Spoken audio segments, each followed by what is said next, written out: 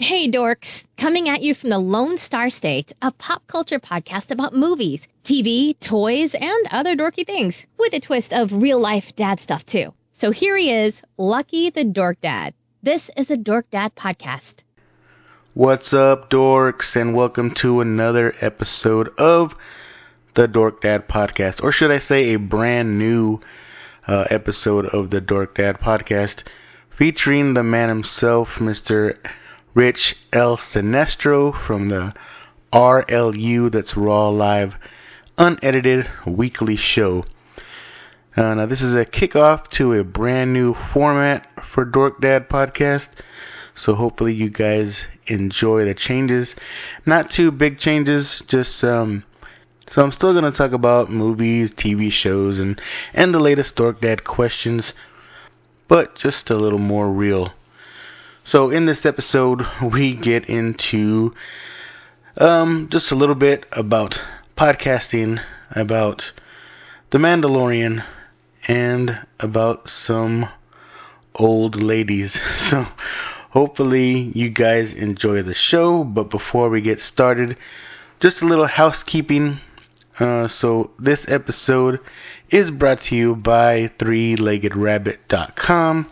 That's the number 3leggedrabbit.com. And right now, if you go on there and look under podcast gear, everything you see under podcast gear is 10% off when you use the code podcast at checkout. So again, check out 3leggedrabbit.com. Shout outs for the show and supporters of the show. I want to give a shout out to the Comic Collectors Guild, which I am so happy they let me be a part of that. Also, shout out to the Collecting Weekly podcast and all their shows they have going on, and the Hustlers Huddle podcast, along with everyone at the RLU, that's the Raw Live and Unedited Podcasting Network. So with all that, let's go ahead and get started with a brand new episode, brand new format with Mr. Rich El Sinestro.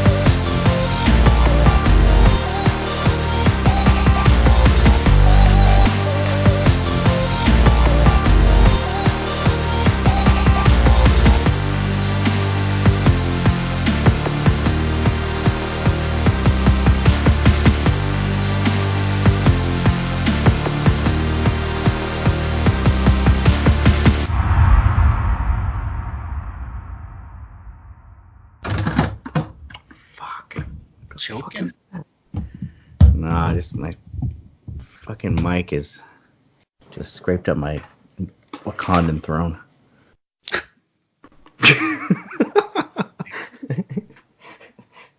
What if anybody ever said that before? Yeah. All right. Okay, I think I'm all right. I'm good. What's up, man? How you been? Good. So I'm changing up the format a little bit. Okay. And you're my guinea pig. Okay. So we're not gonna do any intro or anything. Oh, excuse me. No intro or anything. At the end, we can say where to find you and all that stuff. Oh, okay. Yeah, I gotta figure that out. I'll do like an intro, like a separate intro, just saying what's going on, and I'm just gonna play it, Oh, I got you. I hear what you're saying. All right. Are we recording yet? Yeah. Oh shit. All right. Hopefully you don't use any of this because that was a lot of fucking noise. This stupid shit. I apologize. I didn't realize the mic was hot. Yeah, I'm trying this recording through the Skype. Have you done that, or what do you use to record? I use I use a MacBook. So what that affords me is that call recorder. Call recorder only uses Apple OS, and so I partnered that up with Skype, and I've been doing that for the 5 years that we've been making shows, and it's only a result of me testing out other options out there. Right. And I just go for, I mean, this is probably the incorrect way to look at it, but I go for like the easiest method. So that way I know, even if it's not the best quality, like I might be missing features that other people have with like Audacity and stuff like that. Yeah. But the way I have it dialed in, I use Skype, Call Recorder, and GarageBand. And it's the easiest method for me to not only record, but also to edit. And easy means I'll do it. Like if there's any like real effort that I have to put into it, and it becomes a chore, then I fall out of love with it, and then I just don't want to do it. I have a show that we recorded on Thursday night. Myself, Chris, Adam, and my man JJ from the RLU Facebook group. Yeah. And it's just sitting there. Like I haven't hit it yet, just because I'm like, fuck, there's so much to edit, and it becomes work. So then I just push it off, and that's the worst thing. I don't want to keep doing that shit. That's like the only thing. Well, like one of the easy things about doing a solo show is I kind of edit as I go. If I fuck up, I'm like, oh wait, well let me stop. I'll start over. So that's one benefit. But I've been debating on whether or not to get a MacBook and if it's worth it. I think so, dude. I mean, I've had my MacBook. I've always had MacBooks, right? And this gen MacBook I've had for like, God, I want to say 3 years now, like close to 3 years. And for work, I use a PC-based laptop, and we're always sending those in as a company, for repairs. But my it's just a thing. It's just how it is. And just personally, I know that Apple is the more expensive route for most stuff, but at the same time, like you get so much with it, and number one, like I'm so, I have so much kind of confidence in what I use for Apple, that I don't have to deal with it, like I just, that amount of confidence I have in my hardware, that I don't have to worry about losing shows. I don't have to worry about losing any of my data or anything like that, or backing. Like I'm real bad with backups and shit. With the Apple ecosystem, it just happens, so I don't have to think about it. Like all that stuff kind of builds into the price tag for me, Yeah. So everybody talks shit about. Go. I'm sorry. Maybe down the road I'll pick one up, but my little $300 laptop I'm fine with right now. Yeah. I mean, that's.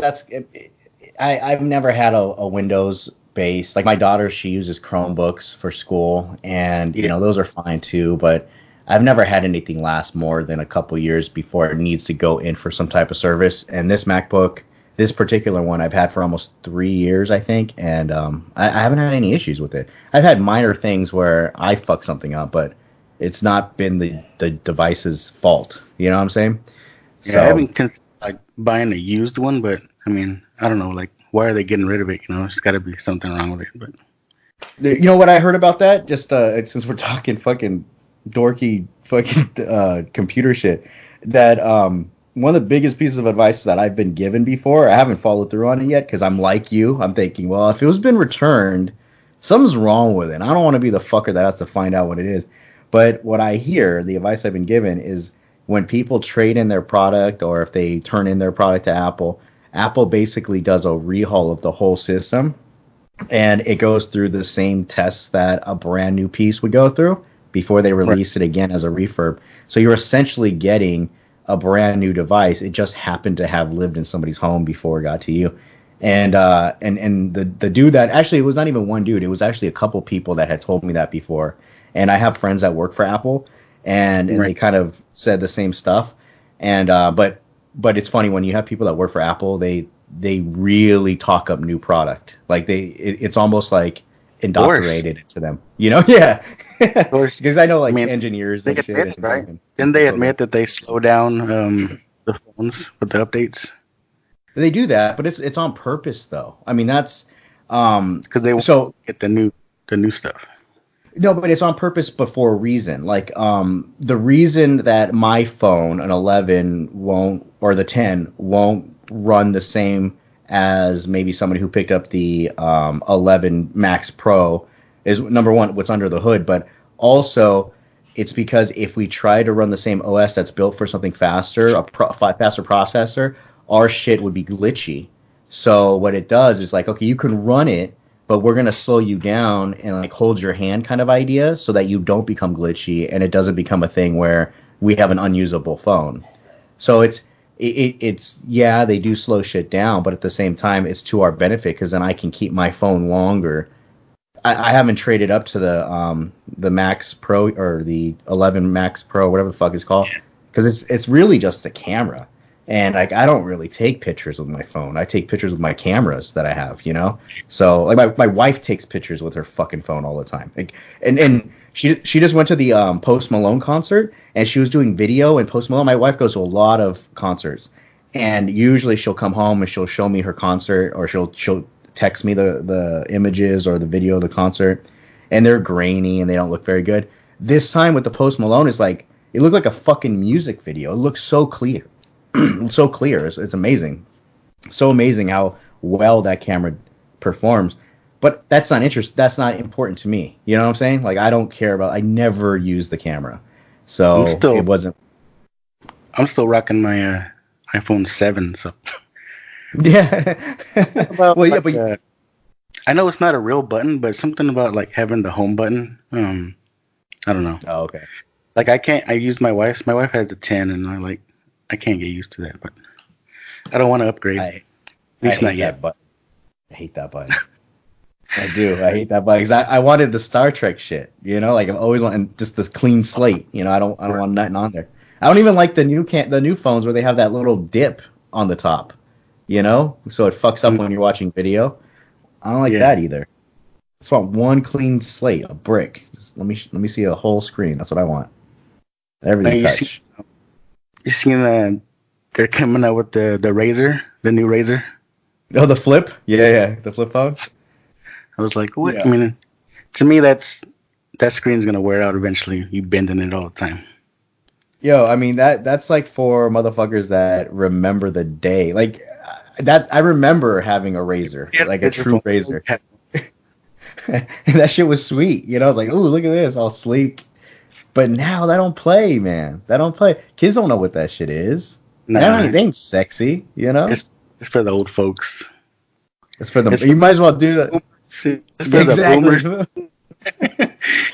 You might as well in the commercial have the commercial some motherfucker in like a damn members only jacket, and he's fucking New Balances and he's trying to help his wife along down the stairs and they pull out the Razr phone and then they do the cheesy ass Mentos commercial smile at the camera and it just says #okay boomer. That's what they should just do, man. Fuck it. Some lady falling out of her bathtub, she pulls out a Razr phone. What this whole thing is blowing up, man. Yeah. It's fucking crazy. Fucking Dario. Yeah, man. That motherfucker gets mad. You don't call him a boomer. He doesn't want to hear that shit. But why all of a sudden boomers? Boomers were fucking born in the 50s and the 60s, but now we're called boomers. I think the best way that I've heard the explanation was the kids from the RLU, Adam and Jaime. They did a show. What's his fucking show called? The League of Podcasting. The League of Extraordinary Gentlemen, whatever. Yeah. Oh, goddamn, I feel bad because I can't fucking remember it. But he did a show. He had Jaime, the Eternal Experience, on there. And the best way that I can, I heard explain is not necessarily your age, it's your mentality. You know, it's like me. Like, although I was born in 1980, when I technically I'm a millennial. I never knew that. I thought I was a Gen Xer this whole time. But the idea of somebody like myself, like I'm more of a boomer than maybe Dario would be, because Dario tries so hard to still be one of the young ones. Too hard. So like I've just accepted it, you know what I'm saying? Like I'm that dude with the, fucking Phil Huxtable goddamn sweater on, yelling at kids to get off my lawn. Like that's my mentality. Like my joints hurt when I come home, I wake up with like phantom pains and shit. I'm done. So I'm more like that. And then like me with the technology, I just want technology to be attractive and sexy, and I don't have to do a lot of work for it. And when it becomes work, I'm going to call somebody to fix this. I'm not going to even look at it, kind of thing. So I think it's more of a mentality. And when my man Jaime was responding to Dario's Instagram handle is on IG is 80s baby. When he called him 80s baby boomer, that shit had me dying. Like that shit was just right there for the picking, and I didn't even think about it. Oh, yeah, it is. So, like I said, this is the way the show is going to be. We're just going to talk about whatever, and that's what I'm planning on doing moving forward. Okay. But so you've been in the game 5 years, right? So yeah. So what got you started? Like what made you say, you know what, I'm gonna do a podcast, or was it a friend of yours saying, hey, let's do a podcast? What got you in the game? Ooh. You're giving me the mic, bro. So sometimes when you give me the mic, I take it over too long. So let me know when I start going blabbing too long. That's kind of show I want to do. That's kind of show I want to know.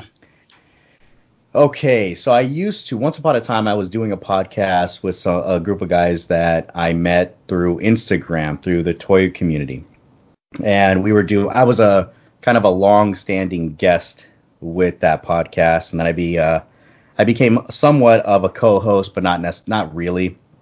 I would basically look at it like I was hanging out with my friends every Tuesday, and we would just talk about toys and toy news, and sometimes we would get into fun territory where we just talk about like real life stuff.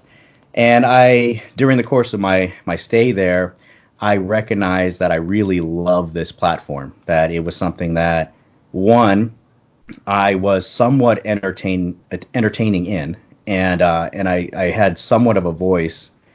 And it was because of that podcast, even though it didn't end on great circumstances. Like I don't know those people anymore. It was a little bit of a falling out, and there's a huge history behind it. But and it's a shame because I spent so much time with those. Yeah, it happens, and sometimes it gets ugly. And unfortunately, this situation did with one individual, specifically. And it's a shame, and I wish that piece of it never happened. But because of that, it made me fall in love and understand that I want this to happen. I want this to be for myself. So, while I was still doing that podcast, I partnered up with George Toy Addict 26 from Instagram, and another buddy of mine at the time. His name was Bodega Joe Dios, or Bodega Joe, and also from the toy community, also from Instagram. And these two dudes, if anybody knows George has a YouTube channel. He's a regular on the RLU. And he was somebody that I knew can talk on any subject at lengths at a time. And some may say maybe too long, right? and Rich Jr. Let's go. yeah, exactly. And he's if anybody knows George in any capacity, George is a sweetheart. He's a real nice guy. Always positive. I've never had any negative interactions with George or heard of any negative interactions with George. And so I was like, you know what? He actually hit me up prior to the podcast. He's like, look, I want to do something with you, Rich. I want you to come on my channel. I review toys, and let's do something there. I just have to figure out the technical shit. And so we always had something kind of in mind, but we just never knew what it was going to be. So when I was thinking podcast, George was first in my head. And then Joe was another dude that I would just have conversations with. We would just have off-air conversations. And we would talk about movies. We can get in depth about movies. Yeah. And I really enjoyed talking with him just about the nitty-gritty, about cinema. I'm a huge cinemaphile. So anybody that wants to talk movies with me, you got my attention and you have my time. Like, fucking time fades away at that point. And he and his wife, really nice people, and we were really good friends for a bit of time. But as everything, sometimes people fade out of your life. And but at that time, he was another dude that just instantly came to mind. I said, "Look, I can talk. I know I can talk, and I know I can talk to these two guys.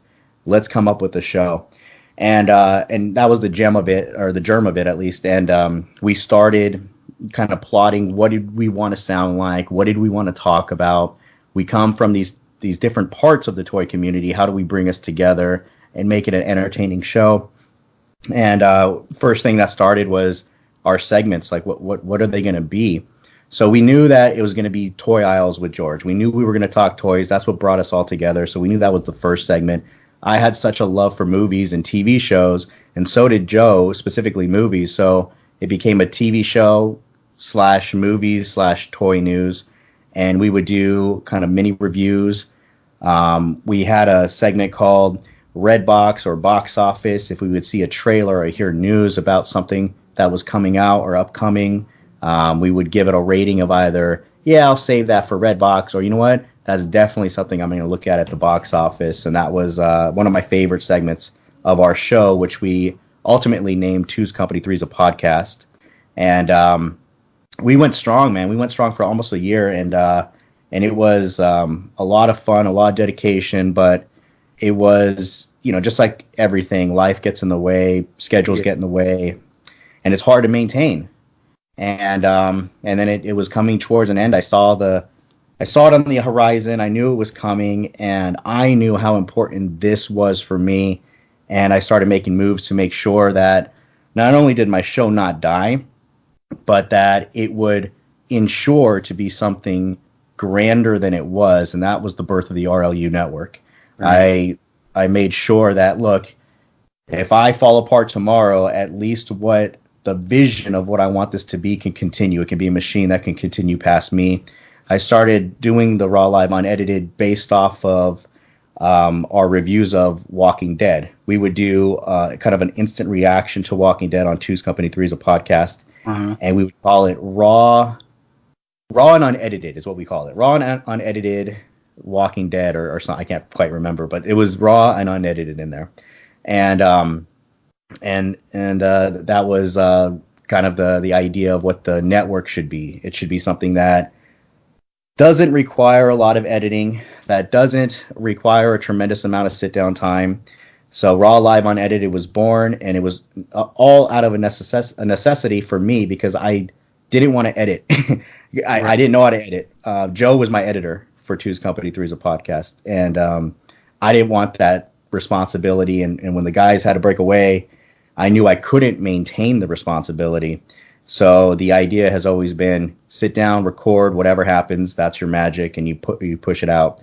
I haven't truly lived up to it, though. I mean, that's one thing. I'm somebody that I want to make sure whatever product I put out there is listenable. And sometimes Raw just completely raw isn't, because we go too far sometimes, especially now, because this show has transformed into something that was never in my crosshairs before. But sometimes it goes too far. Sometimes it's just not fun. Sometimes it's just like a lot of noise and it's a lot of empty sound. I hate that. I hate to have just this void of sound. It just doesn't play well.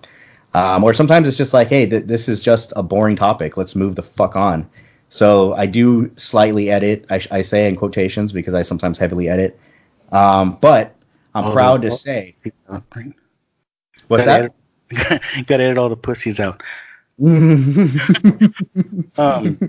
But did you listen to podcasts before? Like, was there a show out there or someone that kind of inspired you guys to follow or kind of mimic? Yeah, I mean, I think that my biggest inspiration of wanting to just be a voice of some kind, to be on a soapbox of some kind, is Howard Stern.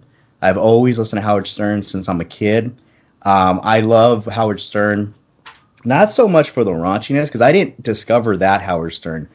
I discovered the Howard Stern that is more introspective, somebody that has started going through therapy and working on himself and working on his relationships. I discovered the person that talks in a real way about real things, and that always turned me on. When they would get away from the characters and just deal with the real life stuff, that to me is the most interesting show, the most interesting podcast, when you're talking to somebody and getting to the real person. Because we all kind of wear masks in our daily life. We all are never representing our true person. At least that's my assumption or my estimation of life. I feel like we all are wearing some type of mask, whether you're at work, I'm not really the same Rich you meet at work that you would meet at a kid's birthday. And I'm not going to be the same Rich at a kid's birthday that you would meet in my own house. Like it's, everybody's having some kind of different variations of themselves. But when you get to really know that person, that's very interesting and it's very entertaining. And I've always found that what makes an interesting interview isn't necessarily the celebrity of the individual. Right. It's just how real they can get, like taking you to a place where I can relate to that. I've experienced that before, or that's a story that's similar to mine. Those are interesting stories. That's what I'm interested, at least as a host, to try to get to. And that's kind of one of my reasons for kind of changing things up. So me personally, before all this, I didn't really listen to that many podcasts. For me, it started with the Walking Dead podcast that I used to follow, and then for some reason I stumbled upon Boys with Their Toys, and that led me to Dario and led me to you guys. Figured, these guys are just talking about nonsense. I figured I could do that too. Right. Yeah. Yes, sir. But I started listening to. Can I comment on that real quick? Just real quick. Let me, because I think that's fucking wonderful, man. Because the idea that this network, the RLU, it very easily could have died, 5 years ago. And right. And I didn't want it to die. I wanted it to be something. And it took a while before it became a network. It was a network of shows that consisted of myself with other co-hosts. I created different shows. And then, so I was the throughput. I was the thing that brought the network together. And it was a lot on me. I was doing 3 shows at one point a week. And it was just a tremendous amount of responsibility. The network has grown into a place where where I've had to step away from the mic and it was still rolling. That RLU was still producing content for the listeners. And we're still in that place. I mean, with the help of, you mentioned the Boys with Their Toys, they did an exclusive show for the RLU called The Loading Screen, which aired for about almost a year. It was close to a year. And they were the first show that Cheney 180 from the Toy Migos, They're Not Dolls podcast, brought over to the network. And the first time that I was able to realize the vision of what this network is supposed to be and what it's intended to be. Having content that was not created by myself and brought to the network, already polished, already done, and I just have to post it up. And now here we are. You discovered the RLU via the Boys with Their Toys, and they were affiliated with the network because of Loading Screen. Dario being a a guest that's back and forth on the Boys with Their Toys, who's obviously a co-host of the RLU Weekly Show, right. Brought you over and start listening to some of our content, specifically the Weekly Show, and now we're friends. You know, and it's the idea that it happened. Like, take any piece of that puzzle away, I don't know you, Lucky. You know, like that's what's so amazing about what we're doing. What makes me really proud about what we're all contributing to is that who knows? Who knows what the future can hold? You never know how big or how far you can reach, and what these kind of baby steps take you towards. You know, and it makes me happy when I look into the future for what we're doing, even if I'm not a part of it in 5 years. If I'm just an executive producer, old man boomer, you know, just smoking my pipe on my rocking chair and watching it still go, or somebody else takes the reins and makes it go further than I ever could. Just do these guest spots, you know. Yeah, for sure. Yeah, I love it though, man. That's a beautiful story that you shared, and that it's exactly. I love that, man. It's supposed to be a network. We're supposed to be networking with each other, you know, to have different personalities, you know, have other personalities on their shows, and just build this family. The idea of every time I've brought people onto the network, I've talked about I'm a comic book kid.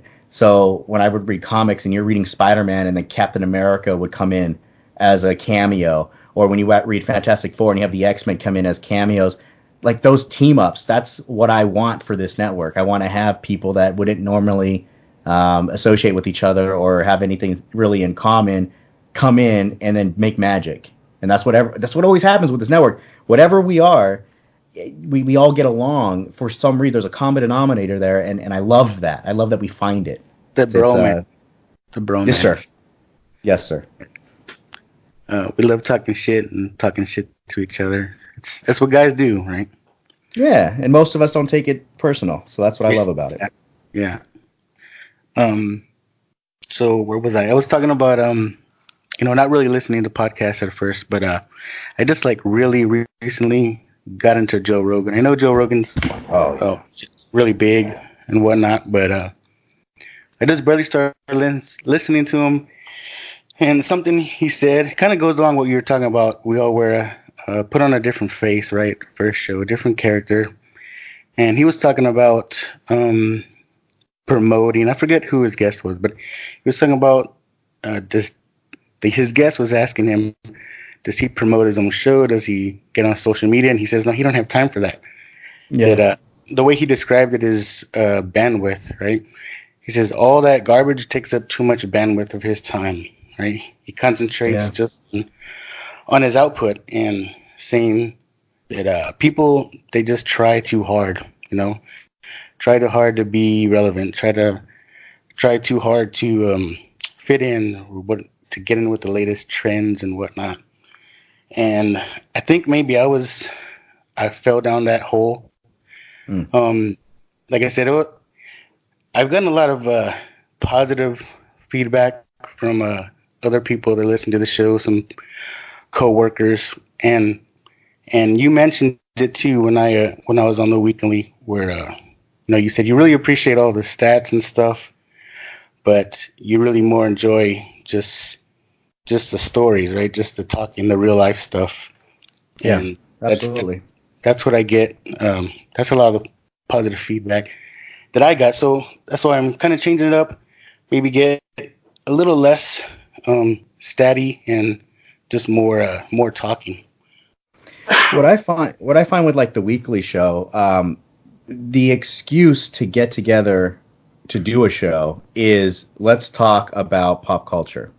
Let's report on the news. Let's right now we've changed segments, so now we have a mainstay, which is What's Worth Watching. It's been incorporated into our show, right? And those are all excuses to get to a conversation. That's all it is.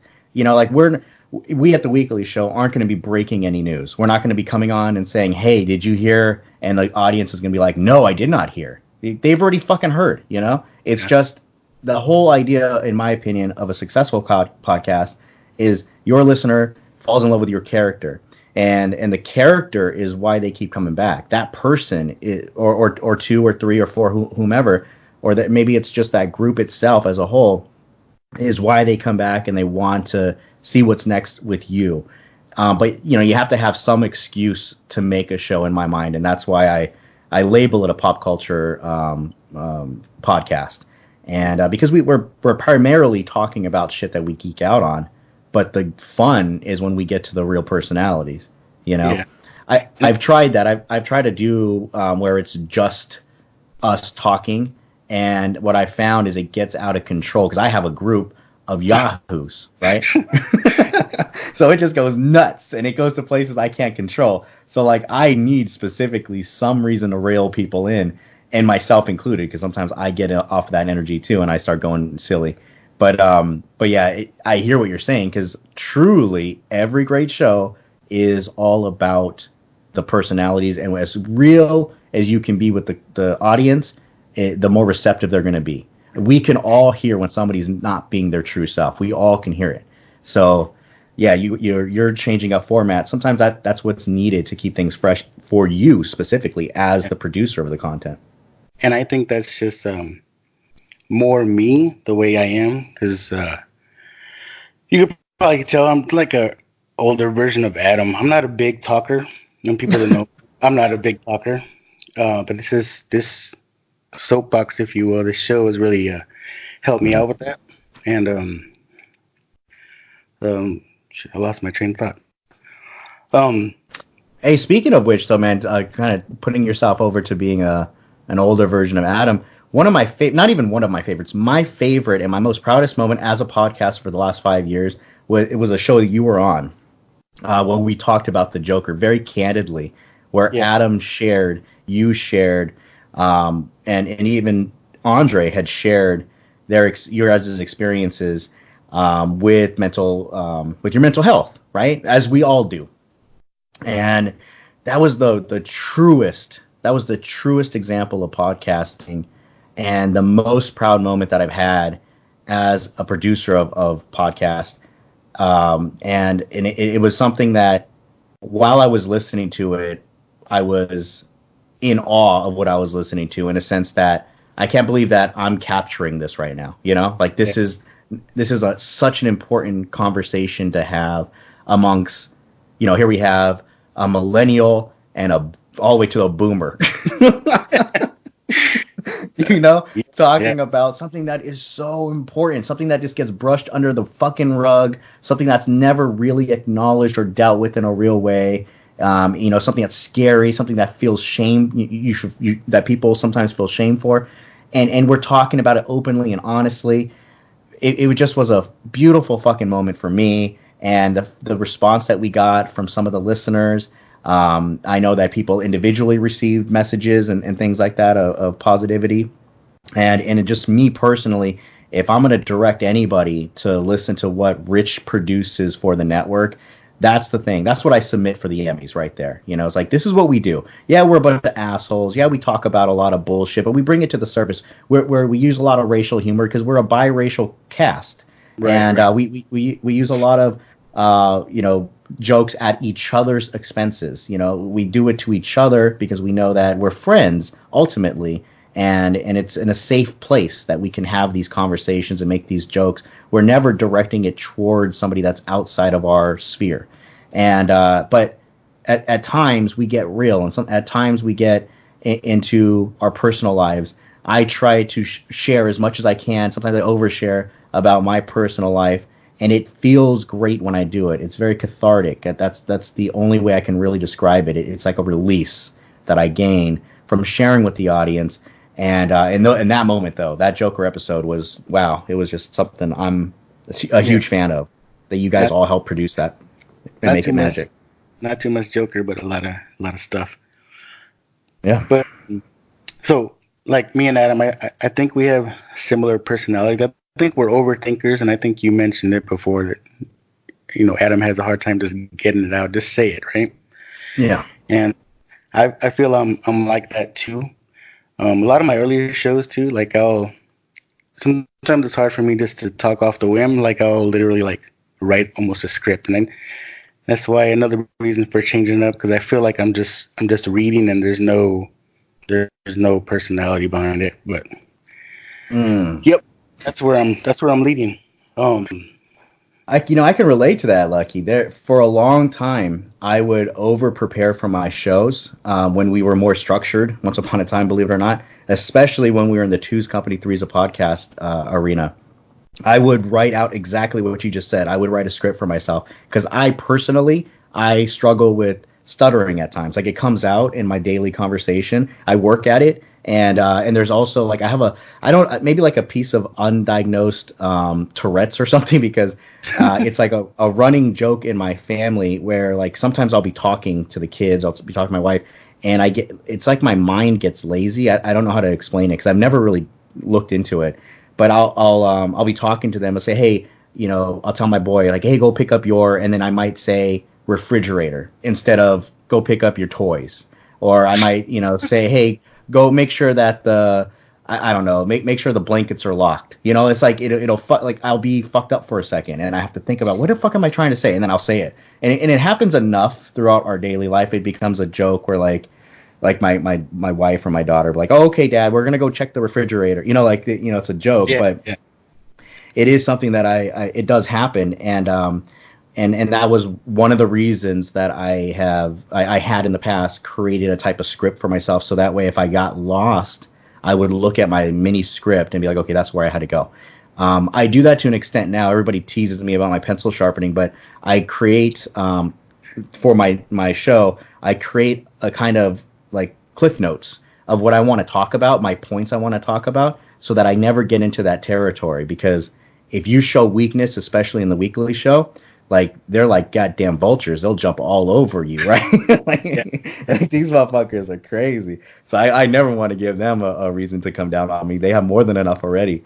So I kind of create these little bullet points, these little notes, cliff notes. Okay, these are the thoughts I have of what I want to talk about. And it still sometimes happens. Like sometimes I'll be saying something and then like the word doesn't quite match, and but becomes a joke, or I can't quite think of that word I'm really trying to think of, and it comes out or it doesn't come out. And sometimes you can't hear it because I cut it because I don't want to look like a buffoon all the time. So I completely relate to you on that end. Yeah, and I'm not gonna stray away too far from my original format. Just to be more real. I'm still going to talk about the latest movies and the latest questions that I throw out there. But I'm just going to be, or try to be more real instead of just reading what I pre-wrote down, Yeah. Let's see.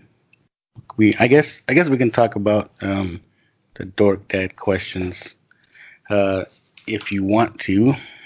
That sounds like fun. So... for those who don't know, it is my birthday today, and I had posted up a question: do you share a birthday with any celebrities, right, or any famous people? Hey, Lucky, can I put you on real quick? I'm sorry. If you can mark this, just give me 1 second. I'm sorry. I apologize. Go ahead, I'm gonna mute you first. I'm gonna mute you real quick. Oh. 2 hours later. Okay, I'm sorry, Lucky. You still recording? Yeah. Okay, so you had mentioned that it is your birthday today, and it is tradition with the RLU when anybody has a birthday that we sing happy birthday to that individual. Okay. So in the spirit of the Dork Dad podcast, one Dork Dad to another, here's myself and my family singing happy birthday to you. So here we go. Ready? Elias. Ready? Happy birthday to you. Happy birthday to you. Happy birthday, dear Lucky. Happy birthday to you. Oh, Elias, okay. Thanks, guys. That's beautiful. All right. Sorry, man. I didn't want to interrupt the flow, but I wanted to get in there somewhere. So that was freaking beautiful, man. I appreciate that. All right. I'm glad your family supports you like that. That's pretty awesome. My family's a bunch of haters. Is that right? He's in his room again. Oh no. Yeah. Well, we gotta have our time, right? We have to have a way to Thursday nights. A release, yeah. Thursday nights for me is my time. This is Daddy's time. Everybody knows that Daddy's recording. Doors closed. He's in record status, and everybody shows as much respect as they can. I got little kids, and it's rough because my boy sometimes he don't go to sleep till like 9 at night, and I'm recording an hour into the show, and he might be running up and down the hallway. He might be, screaming at the dog because the dog's fucking biting his ankles, like all that, or my wife and my daughter having a disagreement or something. But for the most part, I mean, my whole career, quote unquote, with the podcasting world, I've always had a lot of support and shown me the respect that that you really need to express your artistic side. Because what we're doing is we're creating something. We're creators. And some people create with pens and pencils and paints. Others create with, the written word. Like, we're creating entertainment at some level. And that's all due to this kind of need inside of us to express. And that has to be nurtured. That has to be supported. And you have older kids, right? Like, what's your oldest kid? She's 16? My oldest son's 16, and my daughter's 16. 15. 50. Oh, see, there that's the prime age where they don't give a fuck about you. They do their own thing. Right. The only one that hangs on is my 10-year-old. Yeah. He still believes in Santa, so I'm trying to still hold on to that for this year.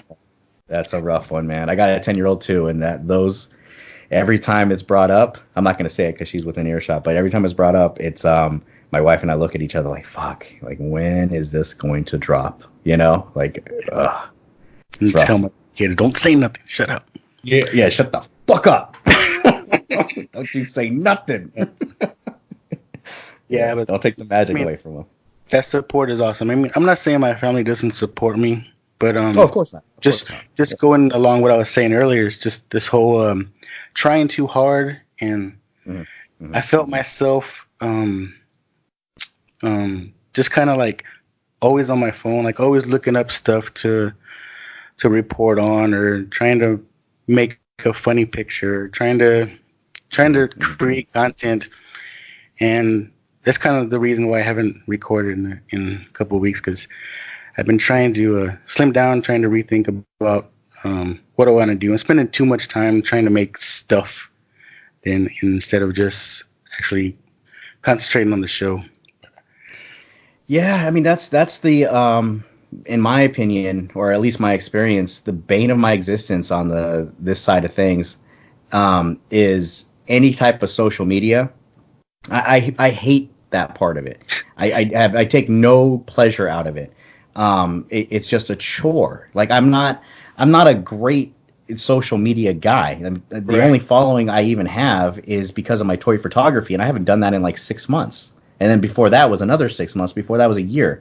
Like, that's the only following that I organically built was through that. The show stuff, it's like, I recognize we have to do that. You have to have a presence somewhere.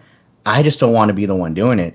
So, like, you have to have a team, and it's rough. It's rough when you first find people. Everybody is gung ho, but then that kind of energy fades like anything, and then you're kind of back at square one. And I feel you, man. It's a lot. It's a lot to be the creative, backbone, and then also do all of the administrative stuff. Like, it just burns you out. Like, that burns me out way faster than anything. And it's funny, if I go back to that Joe Rogan interview when he was talking about, he doesn't do all that stuff. He goes, no, I got people for that. Yeah. And I was thinking of you. I was like, fucking Rich. He's like, I'm gonna let Dario and fucking Keenan do all that shit. I don't have to do all that. But yeah, man. I mean, because one thing I can say about my man Keenan, one thing I can say about Dario. I mean, everybody, from across all shows, one thing that they all have in common is they all want to suck Dario off at any given moment, right? But he deserves it. Dario's a good person. He's a good guy, and he's one of these rare entities that want to see their friends succeed. It's very rare. And when you meet a person like that, we're all attracted to it. And he's a dude that will run himself thin. He will say, look, I want to do for the weekly. I want to do for the Toy Migos.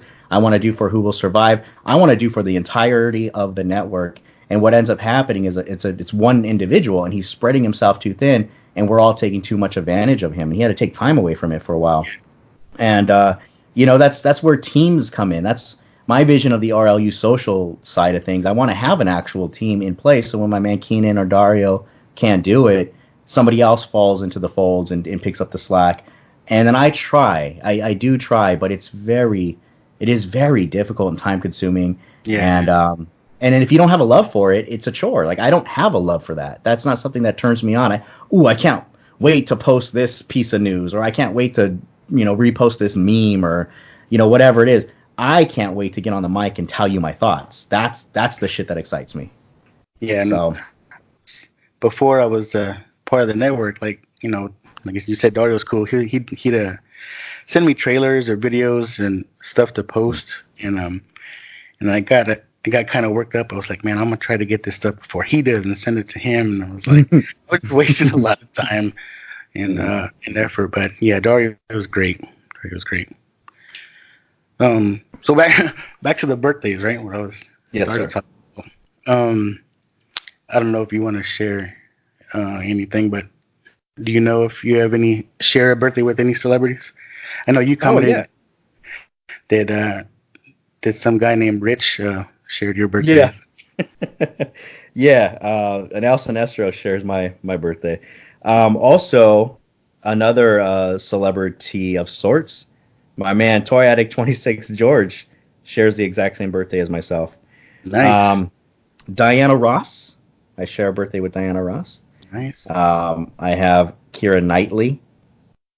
All right. Sexy Keira Knightley. Steven Tyler. The sexy Steven Tyler. Let's see. Is there anybody else of note? I think that's about it. Those are the big names on the 26th. Oh shit! I probably should say the actual date, huh? Oh.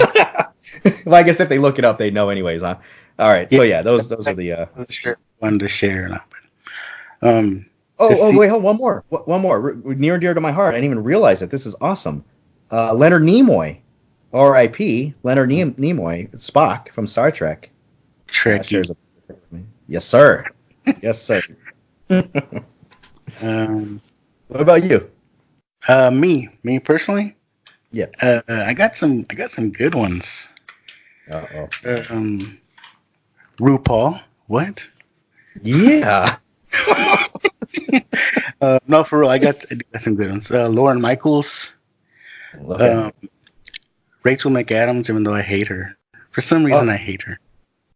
Did you see The Notebook? No.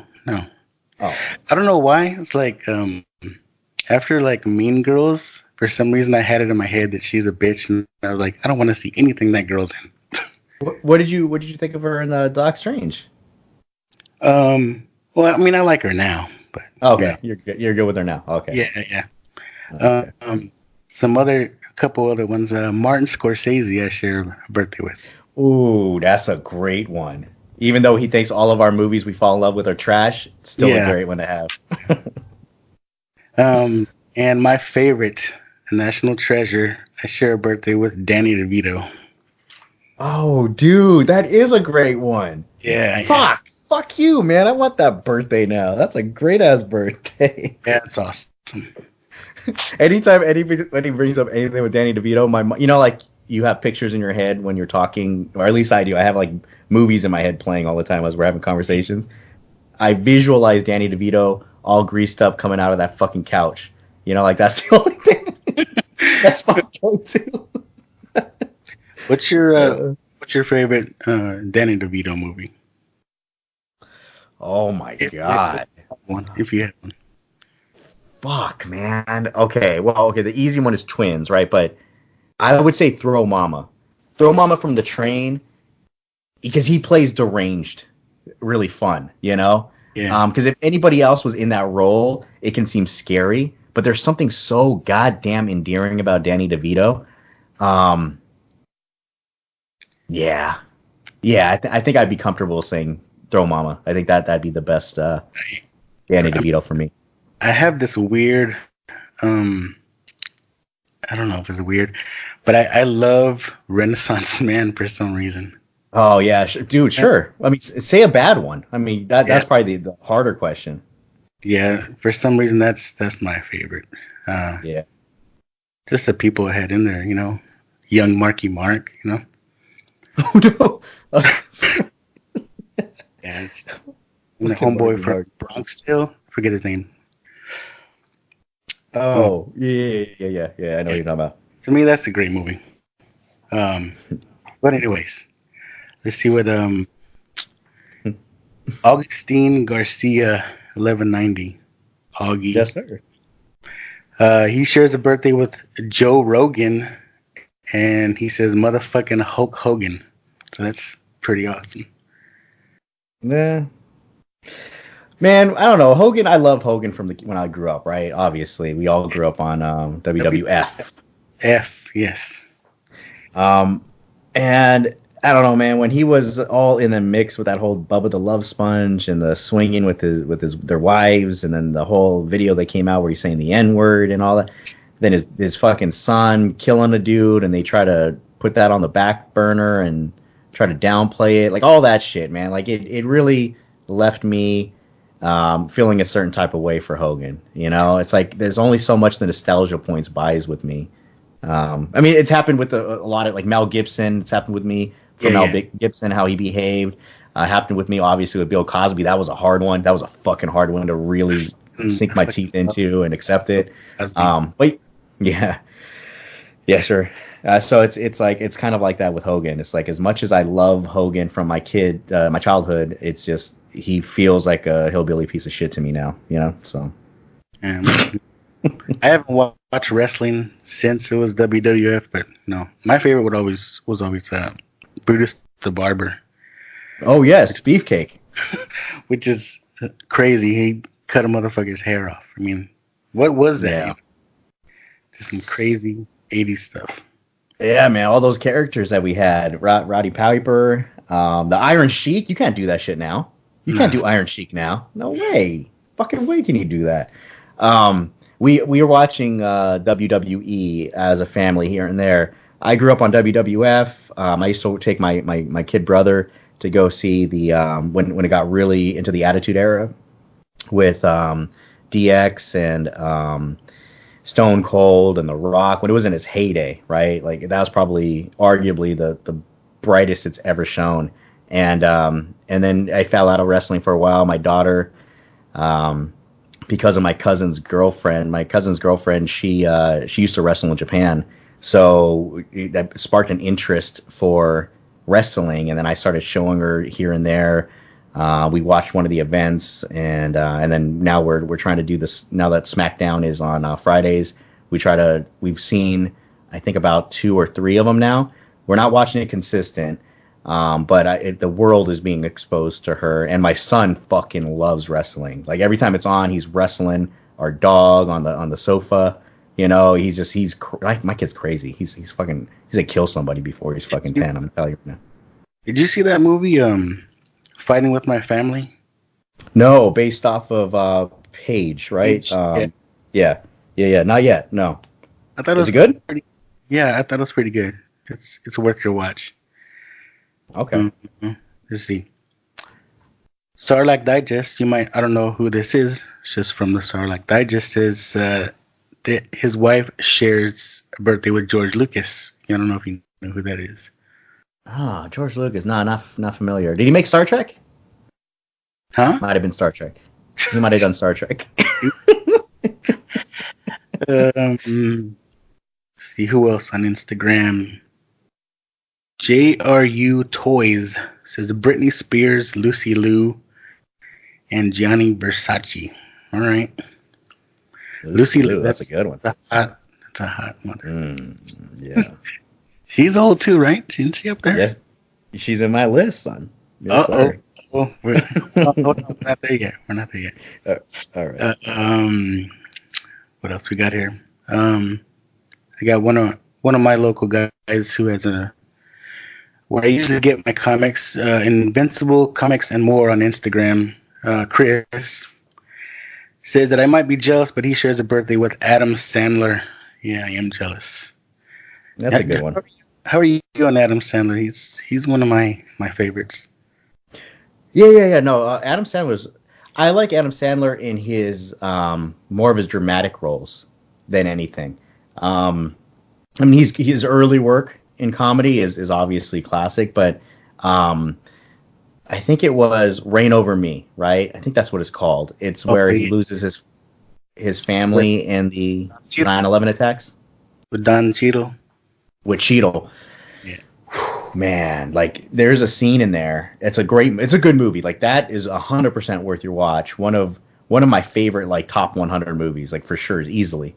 And there's a scene very specifically because of this this performance when his in-laws are taking him to court for God, I can't remember why. But they want something from him. I forget what it is. I don't know if it's the house, if it's like the his family's whatever inheritance.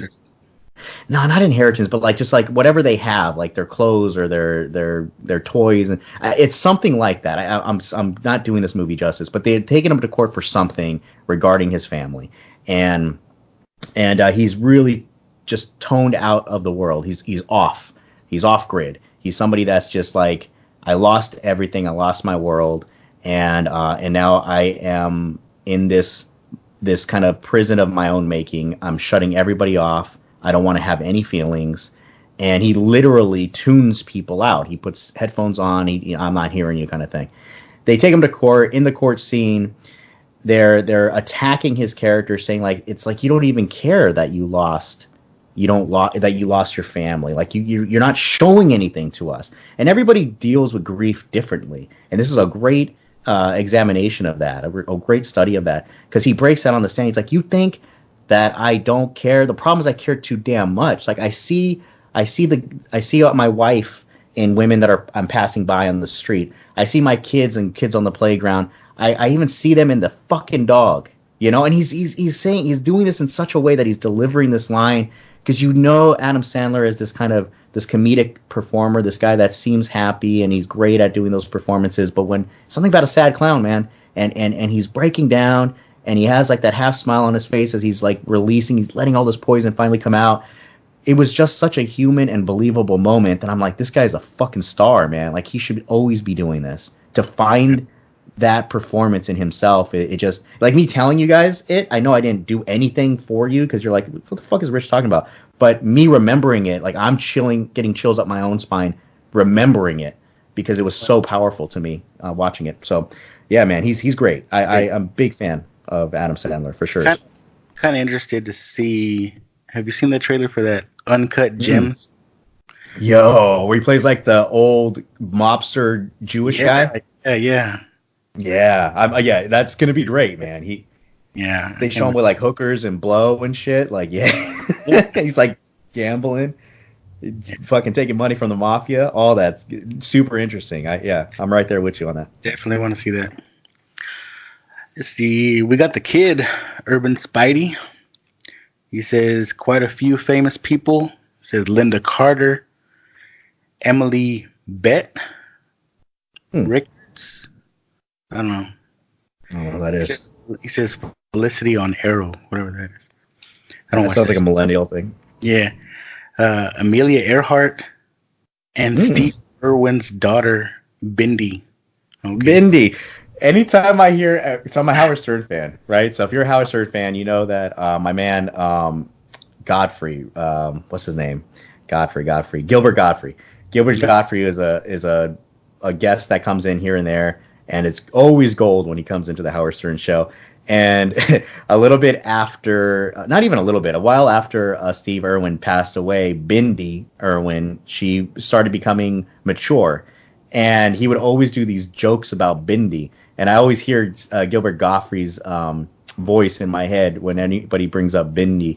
Because how he would do it. He would do it in such a fucking annoying, that Gilbert Godfrey annoying voice. And just, Hey, Bendy, how would you like to bend on this? Oh, he would do like that. Like he was doing a mock goddamn Andrew Dice Clay, but in a Gilbert Godfrey, like inappropriate joke, you know? It's always in my head. I digress. I'm sorry. I'm derailing your show. My bad. No, my wife can't stand that dude. And just the voice of a lot of people.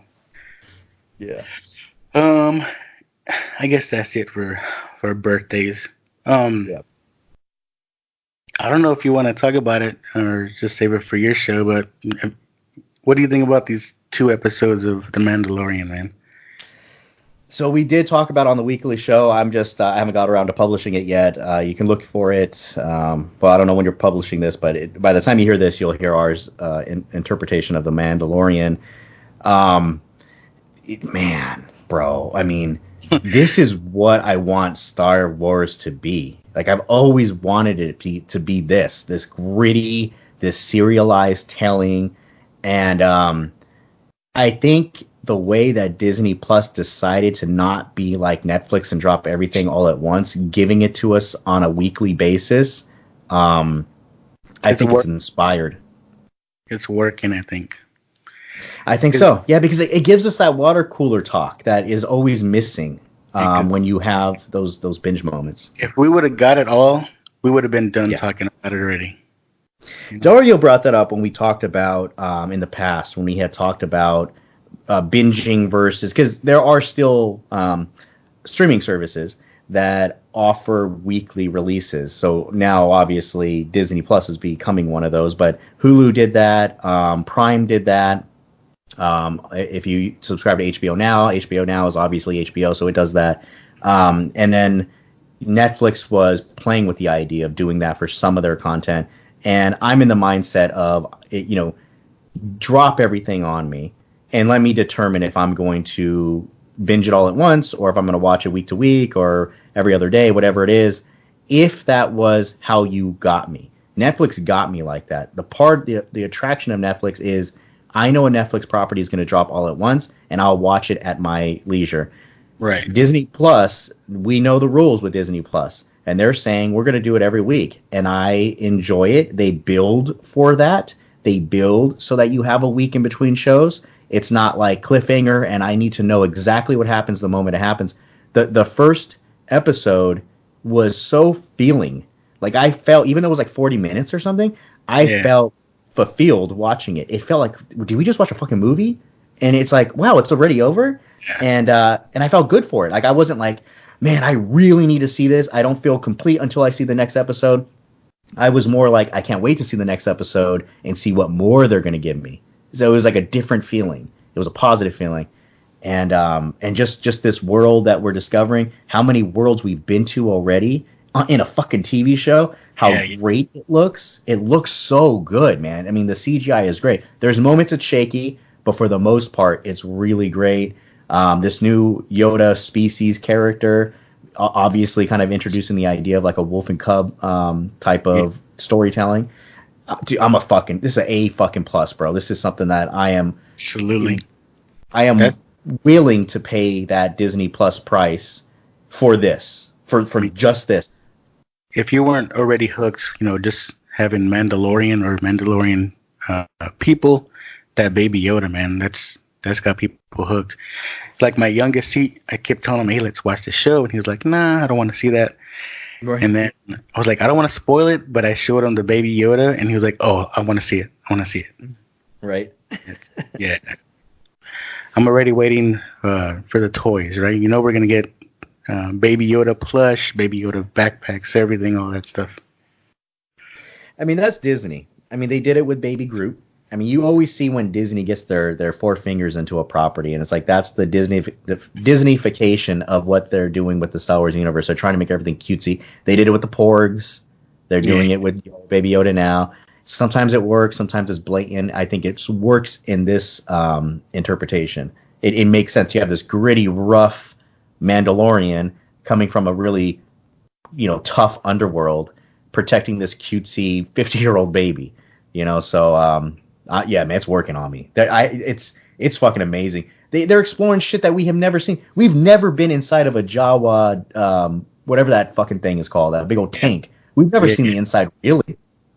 He's in the cockpit. You know, like his head and shit. Yeah, this is really amazing, dude. It's really fucking amazing, and I'm so happy that we're in a time where something like this can be realized. Because if you rewind the clock 10 years from ago, we wouldn't have this. It wouldn't be this. It would be in a different format that wouldn't work.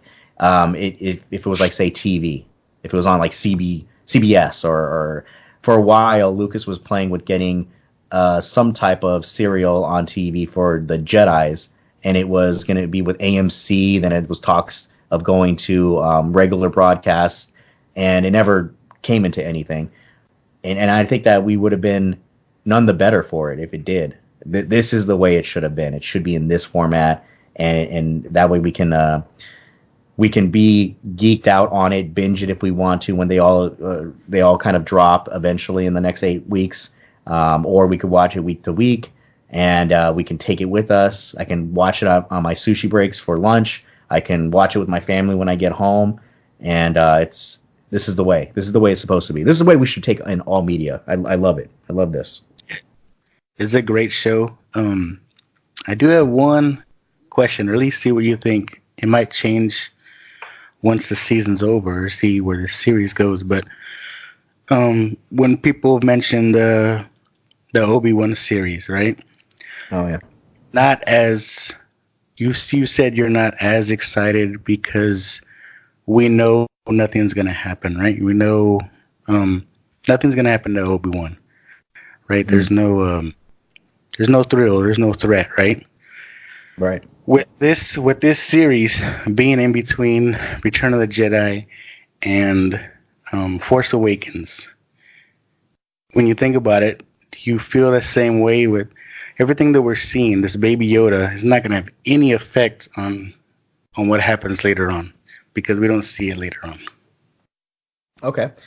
I mean, I can argue that because one problem I have with the cinematic universe, and I think that they're remedying with the Rise of Skywalker, they're finishing the story that essentially Lucas set out to do when he was a kid all those years ago, to make 12, which became 9, which became 6, episodes. And then, eventually it was 3. He never knew he was going to do the prequels.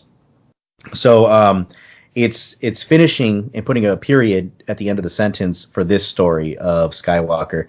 The problem I've had with the cinema story is that everything is too closed. It's this galaxy being far, far away is so close to everything.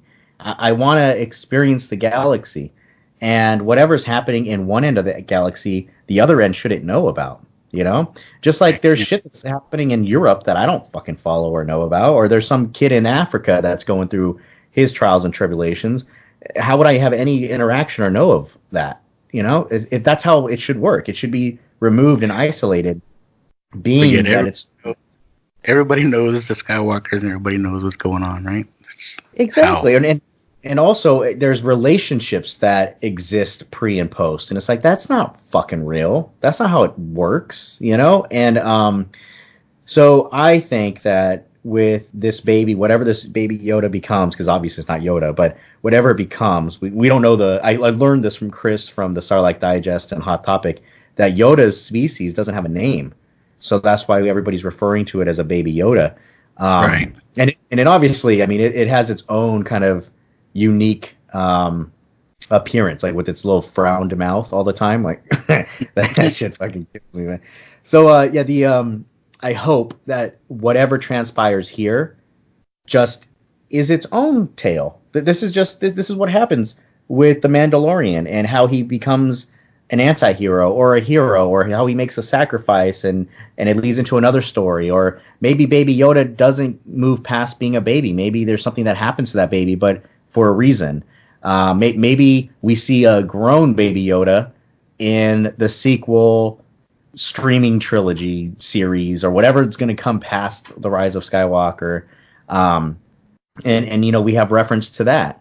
It just, that's what my hopes are. I want this to be a grander universe than it's ever been, and it looks like it's on track for that, for what moves they're making.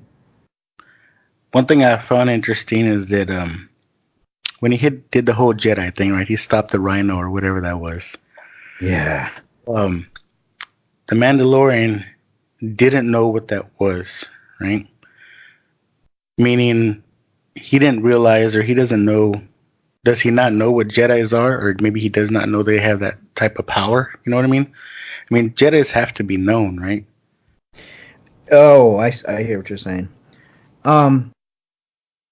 Maybe that's a question for Sarlacc, but I think that it was. I think it wasn't like a surprise. Like, what is this? I think it was more of like a taken aback. Like, oh, you have powers. I don't know if a Yoda. Because think about this: the Yoda species is almost, if not endangered, because we've only been experienced to Yoda and Yaddle from the prequel series. So maybe this is something that's like, I recognize you as a baby. You look like a baby to me. I thought you were 50 years old. You look like a baby to me. So I'm not cool with killing a baby. And maybe that it just is just that to him. And then all of a sudden, it's like this little baby can fucking use the Force. I don't think the Force at this point in time is this mythical thing that we learn about in A New Hope. Because in A New Hope, it's like, that's for the wizard tricks are for, fairy tales and shit, or whatever Han says. It's something that people don't relate to any longer, because they have disdain for the Jedi by the time we pick up to Luke's story, because of what Anakin, the shame that he brought to the Jedis, the way the Jedis ran shit and failed, and they were supposed to be the police of the galaxy, and they fucking failed at their jobs, and their pussy. Oh shit, I didn't want to say. God damn it! It's my show. It's your show, so I can, right? Yeah. And they're a bunch of fucking softs, because here they are.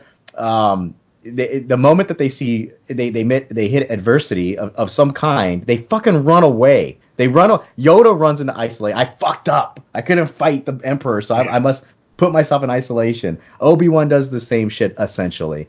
So I don't know, man. And then obviously there's Jedi that scattered after the end of 3. So it's in their DNA to just scatter and hide like cockroaches. So I can see how the universe can have, or the galaxy can have, disdain for these people that were at one point in time entrusted with our protection of the galaxy, and you failed at it, and you acted like a bunch of p-words, and and not believing your old religion, because there's nobody to represent that religion anymore. There's been a generation. Think about that, man. Like, think about the generation that's coming up behind us, and just how skewed their mindset or their view of what we grew up on is. And we're only talking about a couple decades at most. That's essentially what we're looking at with the prequel trilogy to the OT trilogy. And so I don't think because it's only been like 2 to 5 years or something like that for Mandalorian since the fall of the Empire. So I don't think there's enough time to forget about Jedi to like, oh, this isn't real. That's all magic tricks. I think it's just, this was a baby, and it's like astonishing to see a baby do some crazy ass shit. I'm sorry, I get long winded, bro. You gotta rein me in. I'm used to talking at length too long. No, this is what I want. Like I said, I plan on bringing on more guests and just kind of having this kind of conversation. Yes, sir. But yeah. What do you think about the length though? That first one, 40 minutes. I thought they were all going to be about 40 minutes. That second episode was quick. Yeah, but I mean, do you really feel it while you're watching it? Do you feel like it ends? It's like, oh man, that was too short. Like, did you have that reaction? No, I mean, I didn't, but it just afterward, just like, really, that was only 30 minutes, Yeah, I got you. I can hear that. But while I'm watching it and experiencing it, I'm not paying attention to the clock, and that's not easy to do, man. Like, it's not like I'm looking at it and being like, credits already. I'm looking at it like, man, this is so good. Like, as soon as episode 2 ended, or chapter 2 ended, I was just like, that's fucking amazing. Because look at what they just fucking showed us. Like, how much we saw of that world, and just these characters that we instantly love now. The Nick Nolte, I Have Spoken dude. Like, fucking A, man. Like, this is so rich, bro. That's the new thing to say. I have spoken. Yeah. Hey, go clean up your room. Pick up them Legos. I have spoken. All right. I was telling my wife that. I was like, I'm gonna start telling you that I have spoken. Yes. And what do you say to that, man? Let some dude tell you, hey, I have spoken, all right? Oh shit, I guess. All right, man. Yeah. After 2 episodes. That and the whole self-destruct thing with IG. Yes. And yes. Like, how has this guy been a bounty hunter when he gives up every 5 minutes?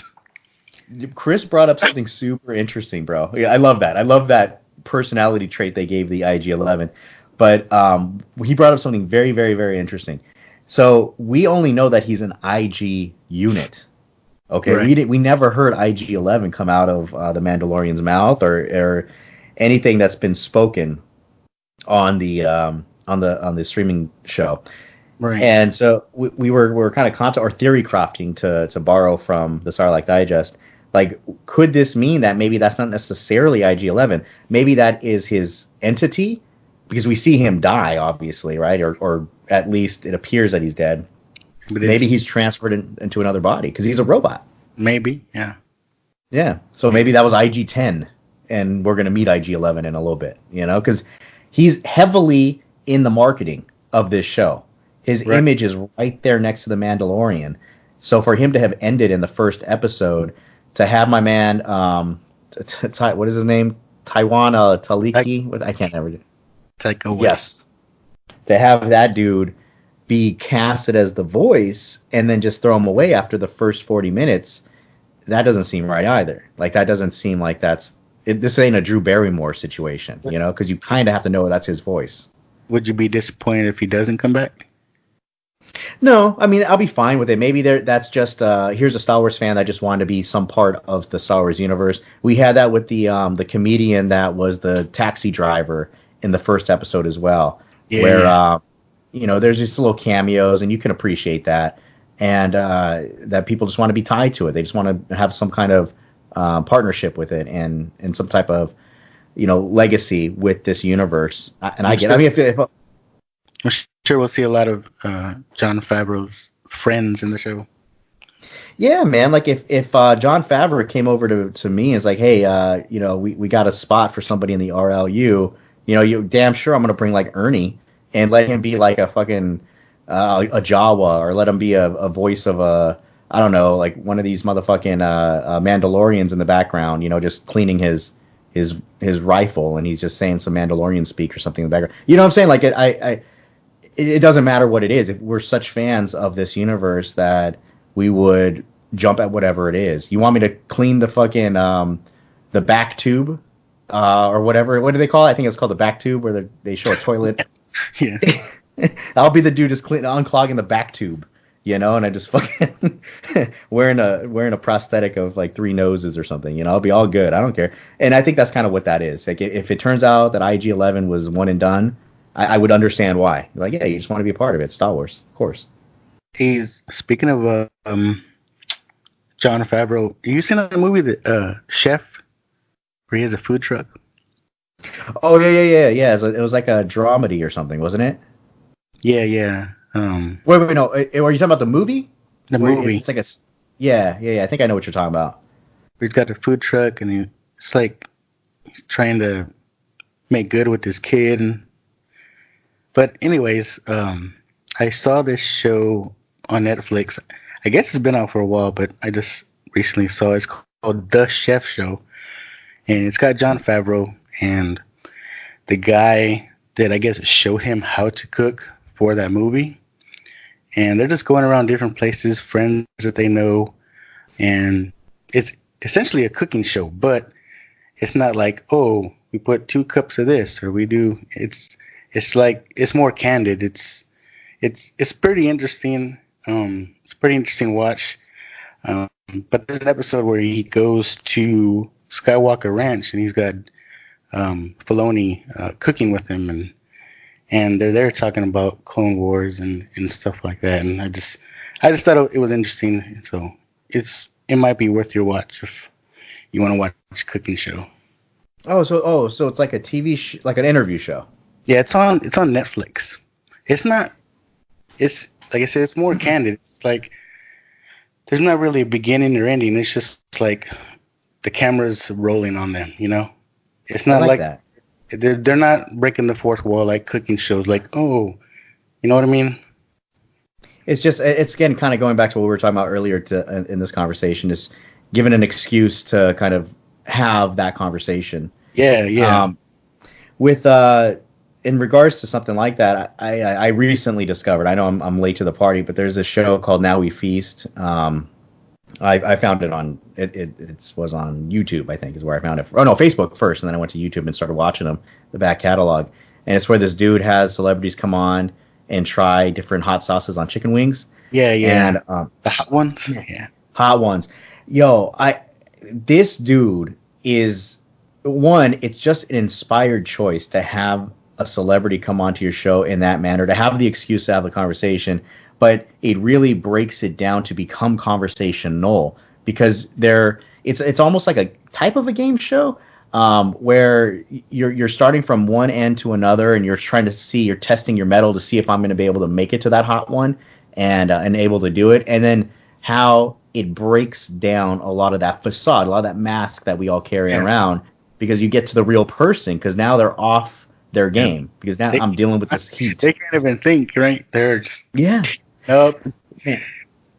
So many great ideas that way. Some of those people, and they take it like a champ, and then there's some they can't take it at all. Like, I was surprised. Did you see Gordon Ramsay? Like, dude, he was wimping out early on. Yo, he had to go on shit. He had to stop the cameras and shit. When I saw that, I'm like, whoa, that's crazy.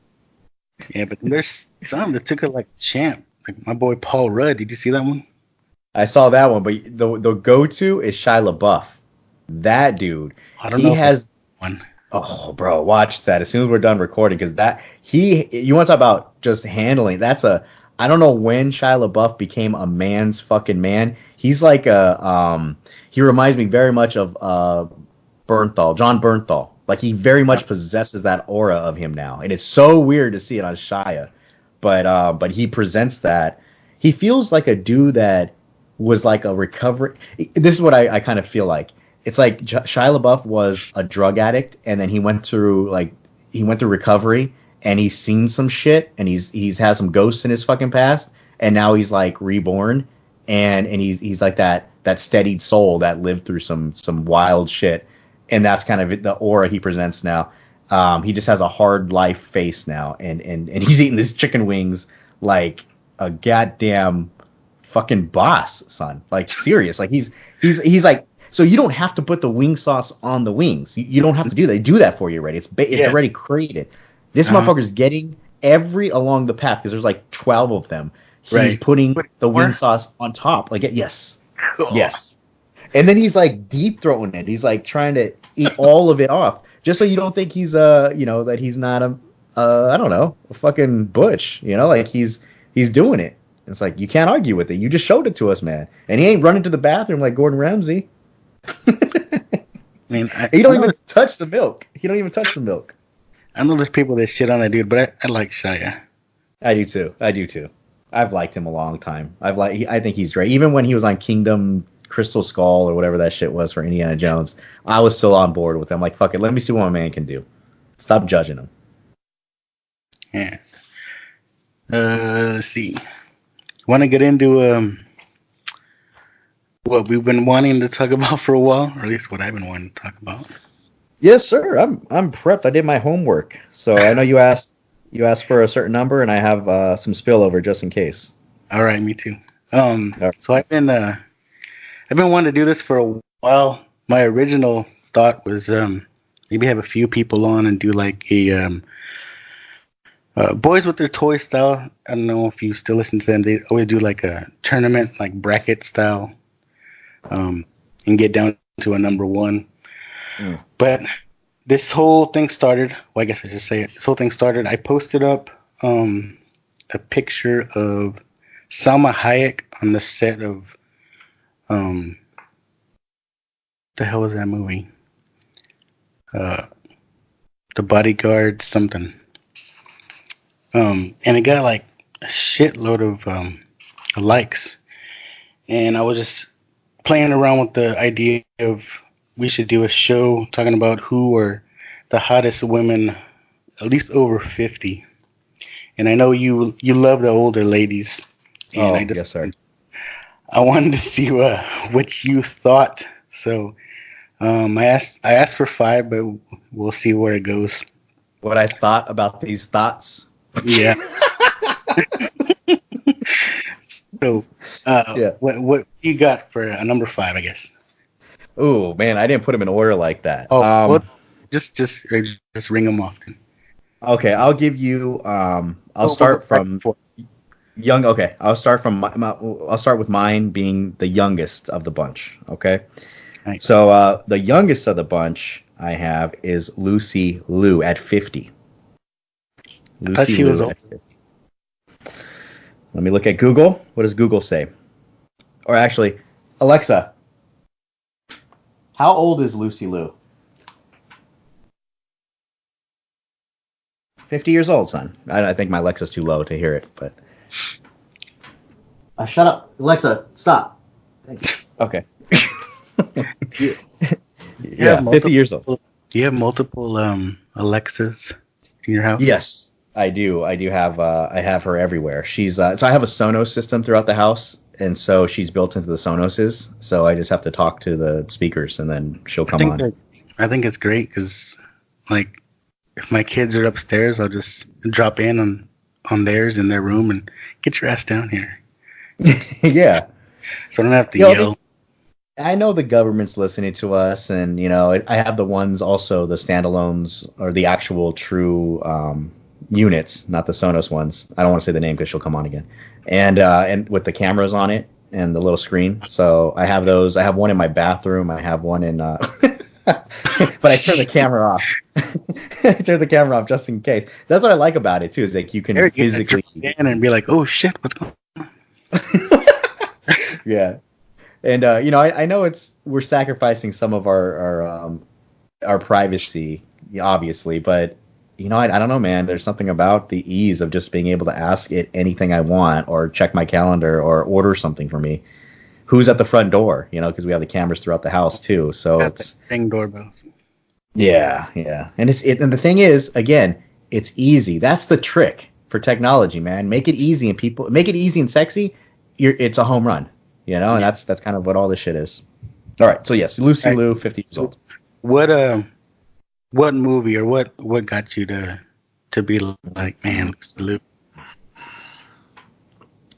Fuck. Payback. I think Payback with Mel Gibson. Charlie's Angels, probably for sure. Yeah, that's another one. It's either one of those two movies. I can't remember what really got me on the Lucy Liu train, but I've been on it ever since I boarded. Me too. Kill Bill, and that's just hot. When she's just dominant, you know what I mean? That's what I like. Yeah. All right, let's see who's on my list. One that barely made it into, I guess, this year. Jennifer Aniston at 50. Yeah, man, she's on my list as well. 50. You're right. She just made it in. And of course, I mean, who didn't grow up on Friends or anything in pop culture in general and not have some type of crush, right? Yeah, there's definitely Friends though that did it. And Horrible Bosses when she plays like that dominatrix. Yes.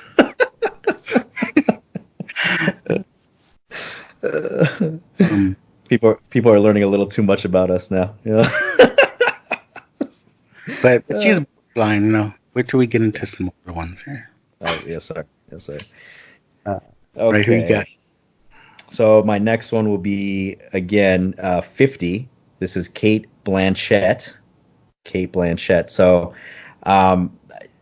she was in Thor Ragnarok. Yeah, there you go. Yeah. She plays Hela. Look, bro. She's a very attractive woman, and I know that she's probably not known for any type of I don't know, like sexy parts, that she's ever really played. She's more kind of a serious actor, but her in Ragnarok in the Hela garb, especially the way that she was kind of sauntering around. Yeah, she's very attractive. And she just has that really strong aura about her, really strong presence. I love really strong women, and I think that she marks all of those boxes for me. She's very, very attractive at 50 for me. She's a tall drink of water.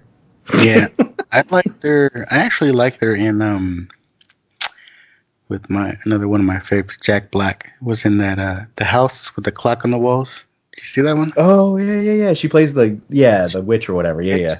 It's the purple hair, but yeah, I can see it. Yeah. I can see it. Yes, sir. Let's see who else I got.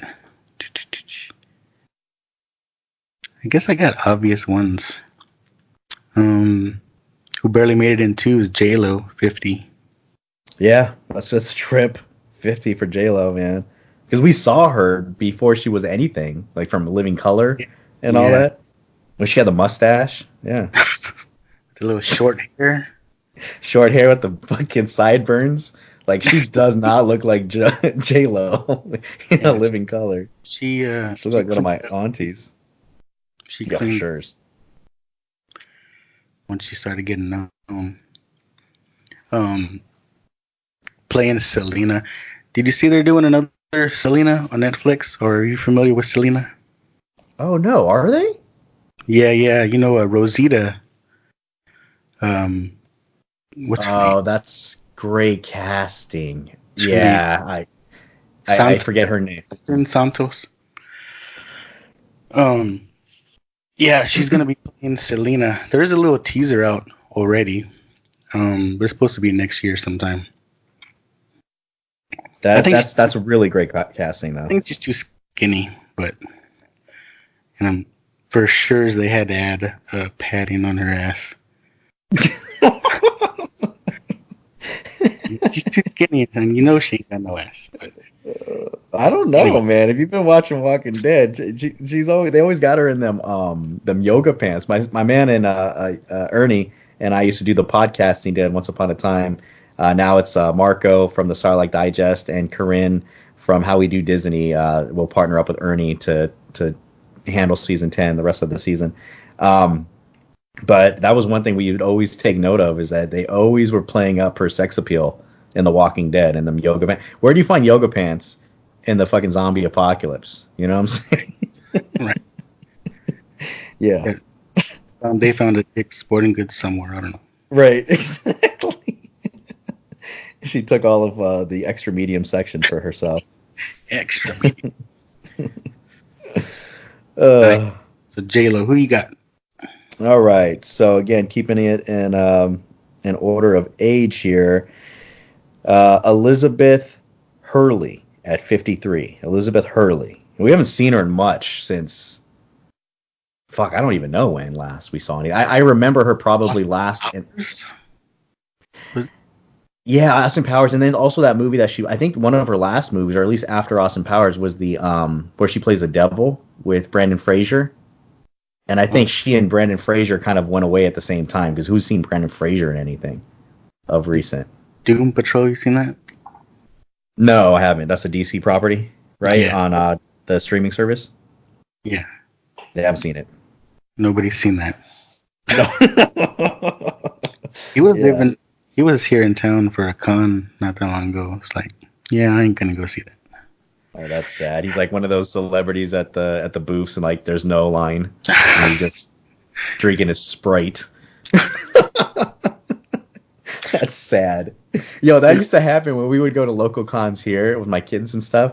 Or even before my kids, like when my wife and I would go to cons, we would see Ray Parker. Ray Park, not Ray Parker. Ray Park. Yeah. We would see him before he got it was after the prequel series, but before obviously any of the renaissance of what's going on now.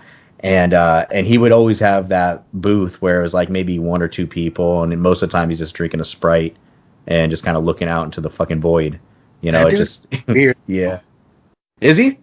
I don't know if you see him on Instagram. Like, he's always posting videos of himself working out and twirling the fucking... The lightsaber? Yeah. Like, it's like, dude, do something else. Yeah. I don't know, man. I mean, most of us know him only for Darth Maul, and because he was a stuntman before, and he was casted into the role of Darth Maul. They didn't even let him use his own voice because it was so soft. And then I guess the next memorable would be Snake Eyes. Before that, being Toad. But it all goes back to Maul. Obviously, now he's reprising with whatever they're gonna do in the Solo universe. Maybe. So it's like if that's your niche, you know what I'm saying? Like if motherfuckers want to see me twirl a lightsaber, it's like that's all I got. That's all I got then, man. I want to make sure I get those $10 autographs, and when I go to your local con, so I'm gonna start dancing for you, motherfuckers. And what's funny when you say that, I remember going to a con and they had Homeboy, nobody at his booth. From Karate Kid, John Kreese. Oh no! Okay, yeah, I can see that. This was before the whole, the new show now, right? Cobra Kai. Yeah. There was nobody at his booth. I remember I sat there and talked to him for like a good 10, 15 minutes, and he was like, "Hey, so you want a picture?" Like almost begging. But he's actually a cool guy, man. He's real cool. I went once upon a time before Two's Company when I was doing another podcast. I did a few interviews at cons, and I met up with my man Adrian, AO Mr. Big Geek. He always says, "I'm a nerd, but I'm not a fucking nerd." Well, I'm a fucking nerd. All right, I'm a fucking nerd. I love Star Trek and I love Battlestar Galactica. I love the original, and I more so love the reimagining. Richard Hatch was in both. He was in the original Battlestar in the 70s, and then he came back, or when they did the reimagining, he came back as a different character altogether. And I was lucky enough to interview him, and he was so gracious to accept my request for interview one-on-one. But I know how that is, like where you have somebody where this, in my mind, this was like such a big star in my head. And he still is, but he just, even though he's passed away now, but he was somebody that should have had a line going out the building in my head. And then I see him, and he's at his booth selling all of his T-shirts and photographs pre-signed, and there's nobody there. And I'm like, this is my hero, though. Like, this is my dude. And I didn't get a chance to tell him, like, how much he meant to me when I recorded with him that interview. But it can be sad. It can be sad to see that, to see your heroes fall. You ever meet anybody that's just whacked out at a con? Like a celeb? Yeah. Yeah. Like one year, when I was doing this whole three-legged rabbit thing, like we're trying to like do a comic thing, but we were actually had a booth at a show one time, and this was before the doors opened. We met up with Tank Girl. What the hell's her name? Lori Petty? Yeah, Lori Petty.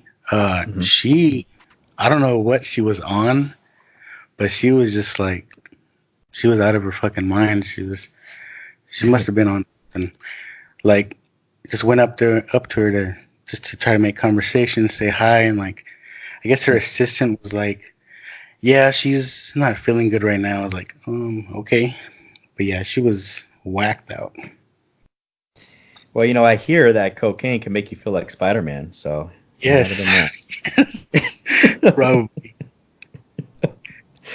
Yeah. All right, I think that was mine, so it's yours next? All right. Let's see. Well, we're talking about Karate Kid, Elizabeth Shue. Oh, come on, bro. Come the fuck on, man. You know how they do in the cartoons, the Wonder Twins, where we did the two things with our fingers? We doing that right now, man, with our crotches. Like, that's it. That's my number one across the board, son. Across the board. Shue. Yes. And Karate Kid was the beginning, but then, man, what else was in a Cocktail? Oh, man. Yeah. I don't know her filmography like that. Like, she was in Leaving Las Vegas. Yeah, Nick Cage. Hounded by Nick Cage. And then obviously The Boys now, right? Oh, yeah. How bad did you want to be Homelander and just have your head lap? I get. Ed. I get where Homelander's mind was, you know, like it's she's just obviously a gorgeous woman, and there are women that like grow into their maturity, like their mature features, and like goddamn, she's just a gorgeous older woman, just really really pretty, and just a sexual vibe that comes from her, you know, very sexy.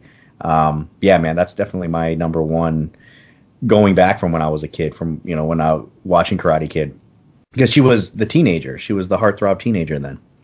Are you hoping they bring her into Cobra Kai? They do allude to Allie, especially season 2. And, to the point where you think you're going to see her. But then they also kind of... okay, so you have Johnny kind of looking her up on Facebook when he first I think it's a phone or a computer that he finally gets on the internet. And he's looking her up, and you can see that she has this established life and the life that he's obviously living now. I think if Cobra Kai is smart, they would. She's open to do streaming series, obviously, being The Boys. She's a hot commodity now. But I think that you got the two mains already. You know, like how hard would it be to bring in Elizabeth Shue for maybe a cameo? Give us 2 episodes of her and having the rivalry start back up. These two middle-aged men trying to vie for her attention, especially Daniel's son being married and having a family, but still have those old feelings kick up would be really interesting. And maybe this time fucking Johnny can kick dirt into Danielson's eyes, you know? Fuck that Danielson motherfucker. He's the villain. He's the villain. That's what nobody seems to understand. Absolutely. This whole goddamn time. Motherfuckers came into...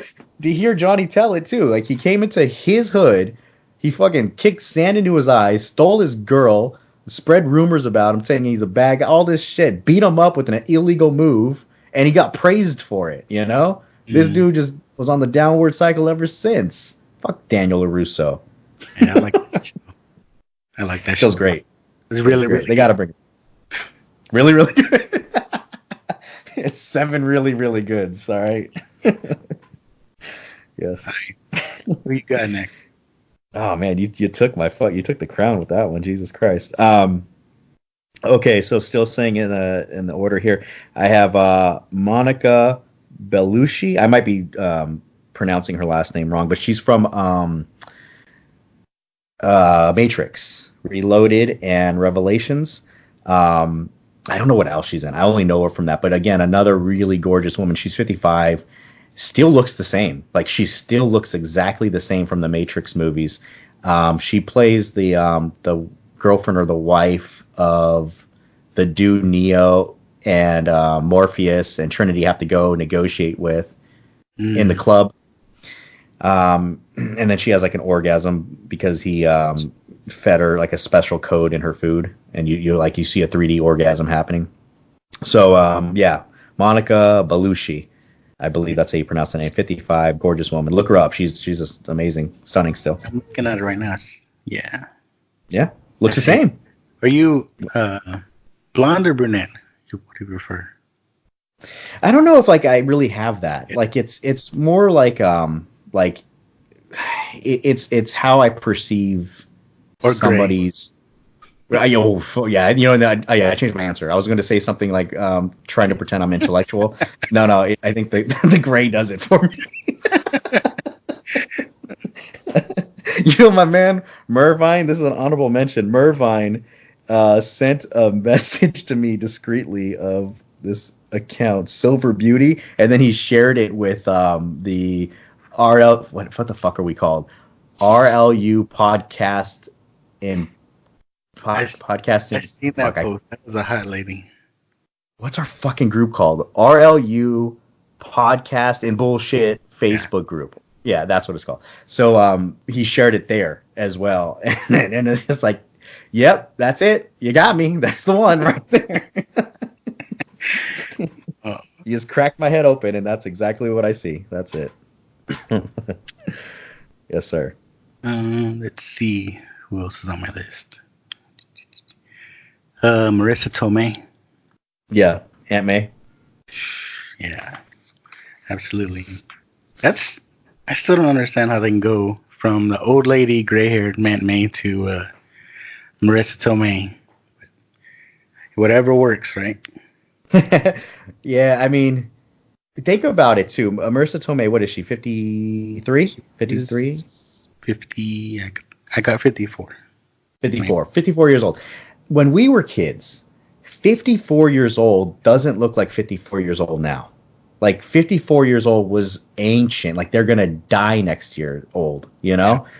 They have like bodies like linebackers, you know, they got the short hair. They got like Miss Doubtfire. Yes, that's what 50 looked like when we were kids. Yeah. So like that's us looking back, and it's like, wow, look at how attractive these women are in their 50s, in their 60s, and how young ages are now. You know, like when I'm almost 40, I'm 39 years old now, and I remember thinking like 30, you're really old when you're 30. Yeah. You know, even when I'm in my 20s, I'm thinking that like, fuck, 30 is so goddamn old. I hope I have my shit together. And then 30 comes like, fuck, 40 is really old. I hope I get my shit together. You know, so it's but we're younger longer is my point in saying this. So maybe the kids that are growing up looking at Marissa Tomei on Far From Home and the MCU movies and all that, maybe they're looking at her like, oh, she's old, not in a like milfy way, but more like she's an older woman. And then they're going to have a different version of 54 when they start approaching our age. You know what I'm saying? Like it's maybe it could be just, you know, perspective. So, do you think they dye the grays? Oh yeah, you got to.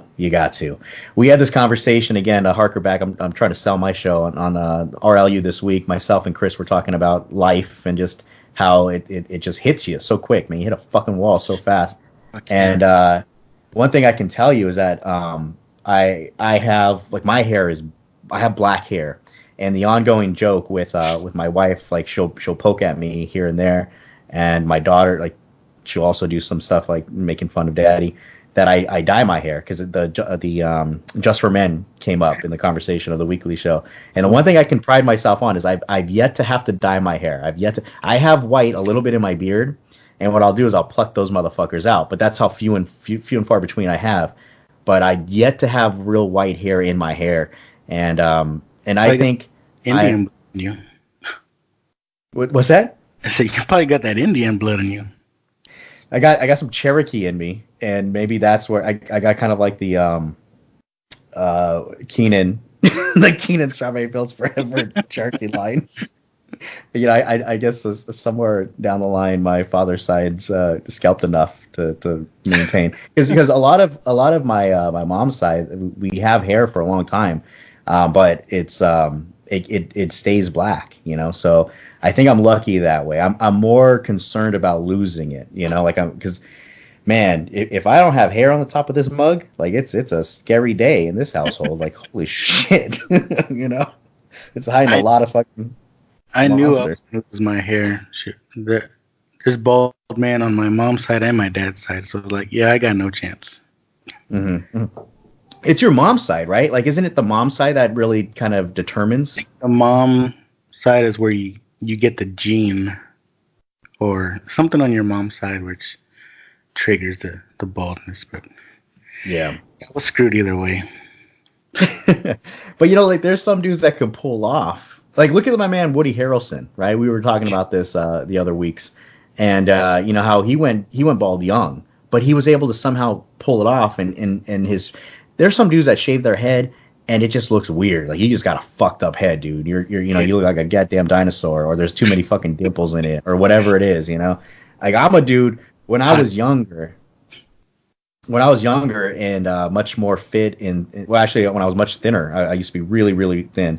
And when I was a kid, and I would shave my head because you know it didn't cost anything to buzz your hair. You didn't have to go to a fucking barber to do that shit, right? So I used to have and kept a buzzed hair for a long time, like my whole head being shaved, and I had a pretty nice shaped skull, you know, where I could do that. But then as I got older, my head started like getting wider, but the top of it doesn't get wide, you know. So now it's like I have like this point at I think like a goddamn cone head, you know. So I'm gonna look fucking ridiculous if I ever have to shave that shit. I might be one of those assholes like Jeremy Piven, you know. Like I don't know what I'll have to do. Luckily, it's not in a conversation yet, you know. Not yet. Was it my turn now? I forget. Yeah.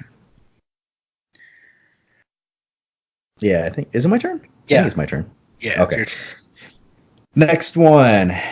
For me, at 55. Now, this is a name that you might not recognize. I only really know her from Ozark, but this is Laura Linney. She plays the wife. She plays the wife. Yeah. There's just something, man, where it says I that's that alpha male. Yeah. it's something, and yeah, she's a very attractive woman, and just the whole like strong female that's kind of taking control of the situation. At first, she's not. Yeah. And it's surprising to me too, because she's a cheater, and I fucking hate cheating. I hate to watch cheating. I hate to see cheating. It fucks me up. It takes me out of a story.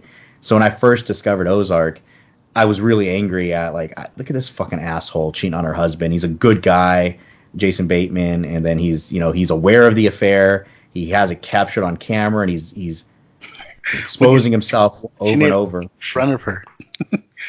He's watching it while she's in the room. Just punishing himself. Yeah. Over and over. Watching, and what are you watching, honey? Oh, nothing. It's work. And just trying to make amends with the damage that she caused to their relationship and to their marriage, and they never fully recover from that. So I love Ozark. It's such a great adult drama that really talks about relationships and the family life in this mix of the crime element of the Ozark. And the cartel being brought into it, all that stuff. It's just such a great excuse. She's take over, though. I'm predicting now she's going to take over. It looks like it's going that way. I mean, and that's what I mean. Is like you meet one version of a person, you think you know, and you got her number, and then all of a sudden it turns into something different. Some of the best stories are that way, right? Like the fall from grace. You saw from Breaking Bad. You saw with Anakin Skywalker. You see it with Laura Linney in Ozark, so, but there is something very attractive to me for as much as people want to play me up in the RLU as like this woman hater. Like, I love strong women. What I can't stand are weak women. I cannot stand a weak woman. It's such a turnoff. So when a woman if a woman could take care of me, that's attractive to me, like just to have somebody in the shoes where they can kind of alleviate some of these pressures. They can alleviate some of these concerns. And now that I say it out loud, it's obviously I have this mommy complex that I'm dealing with. Holy shit!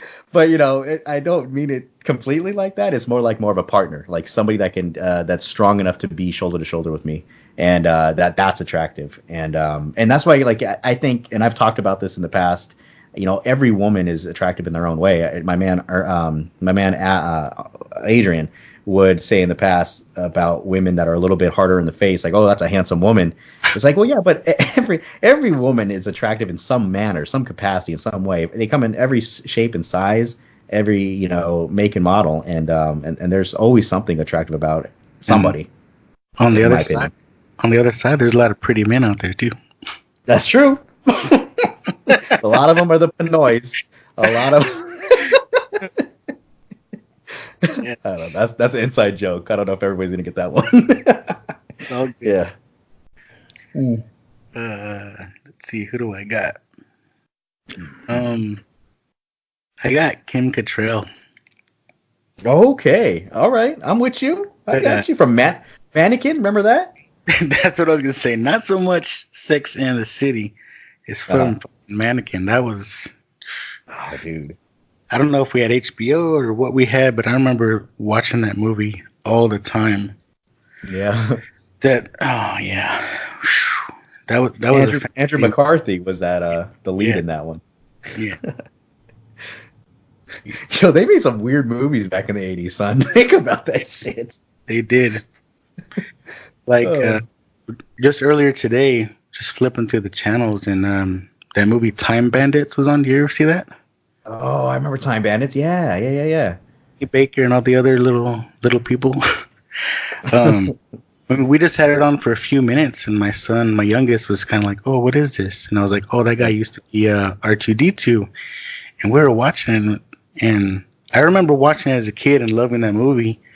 But today I was like, this is a fucked up movie. It is it's all over the place. It's all over the place.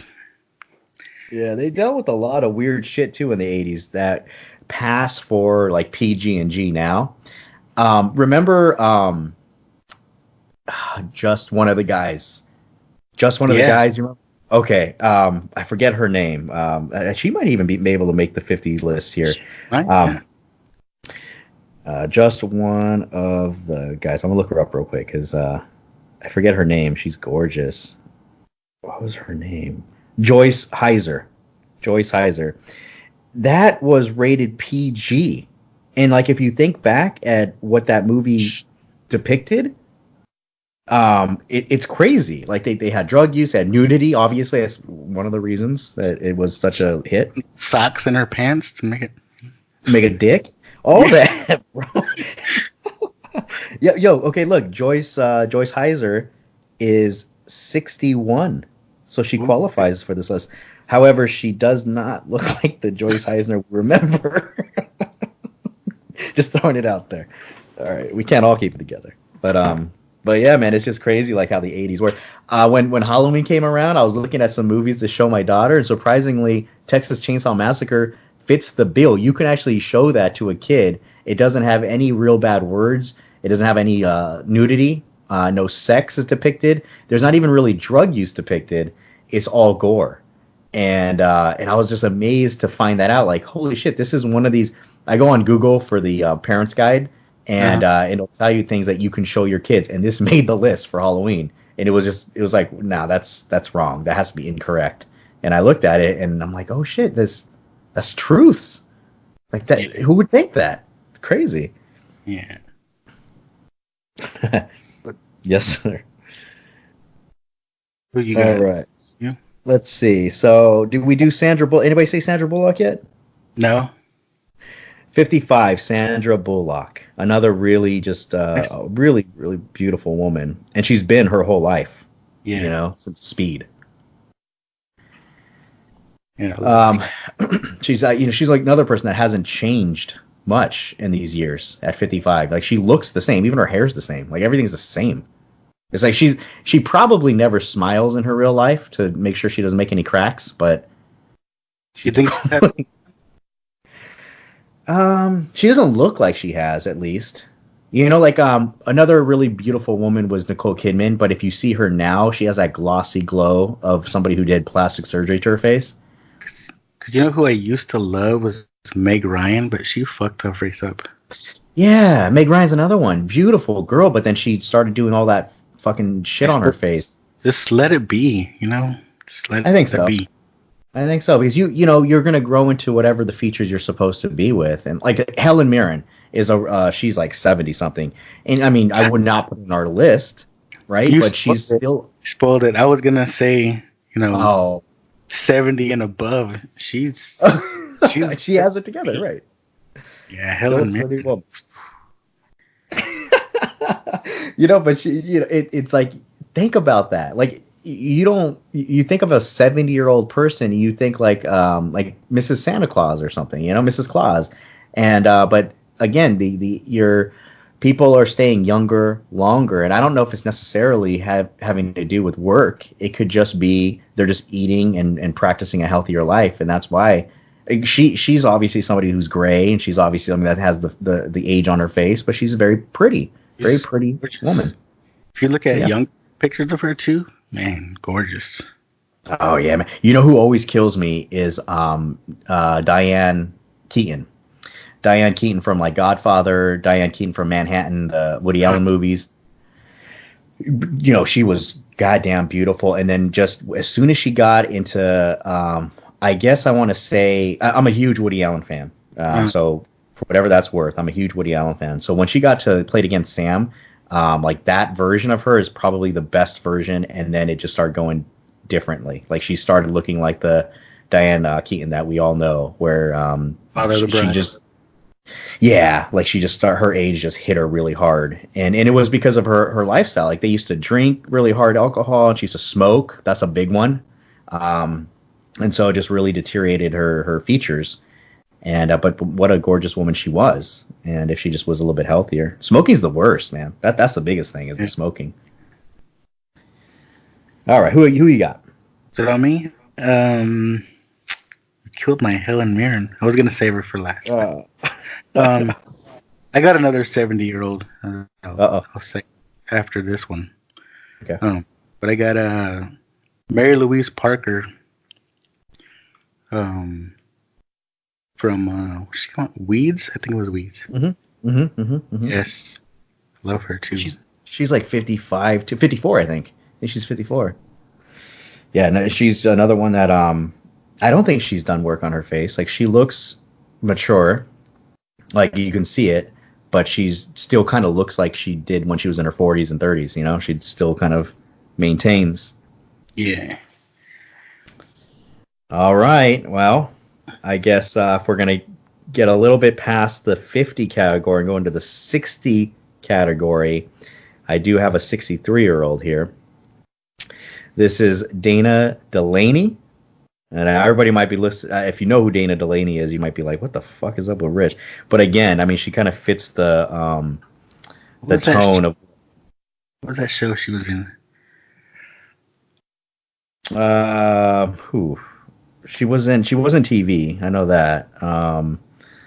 What was it? I know her from shit. Like just seeing her face, but she just has this just really cutesy. Even though she's in her 60s. Desperate Housewives. Is that what you're thinking about? The TV show she was in? I don't know. Maybe I'm thinking of someone else.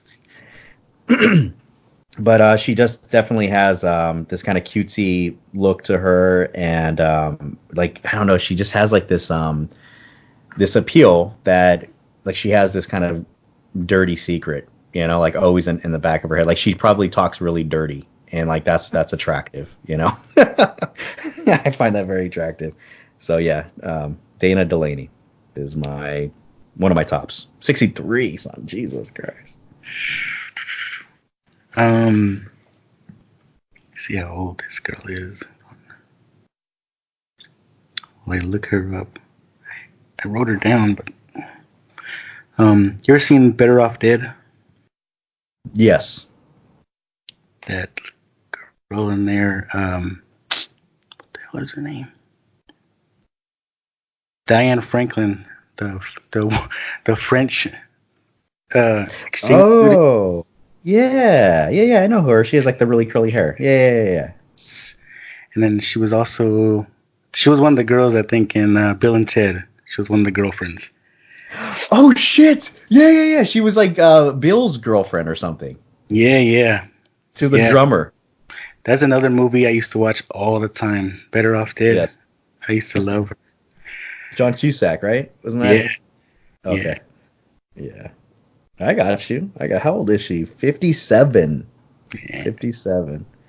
Does she still hold up? I'm trying to look for a recent picture of her. All right. She did. She looks like an orthodontist. Is she still holding up? Okay. So I guess this will be my last one. Do I have any honorable mentions? No, that's going to be my last one. This is my entirety of my list. Susan Sarandon at 73. Oh, Susan Sarandon? Yeah, man. Because she's so fucking cool. Every interview you ever see her in, she just fucking... Any room she walks into, she's always like the coolest person in the room. And she still has it together. She's still witty. She's still, she still has a somewhat of a figure. And her face is still... Like it's like a matured face. I don't know if she's done ever any work on it. If they did, it's not like you can notice it.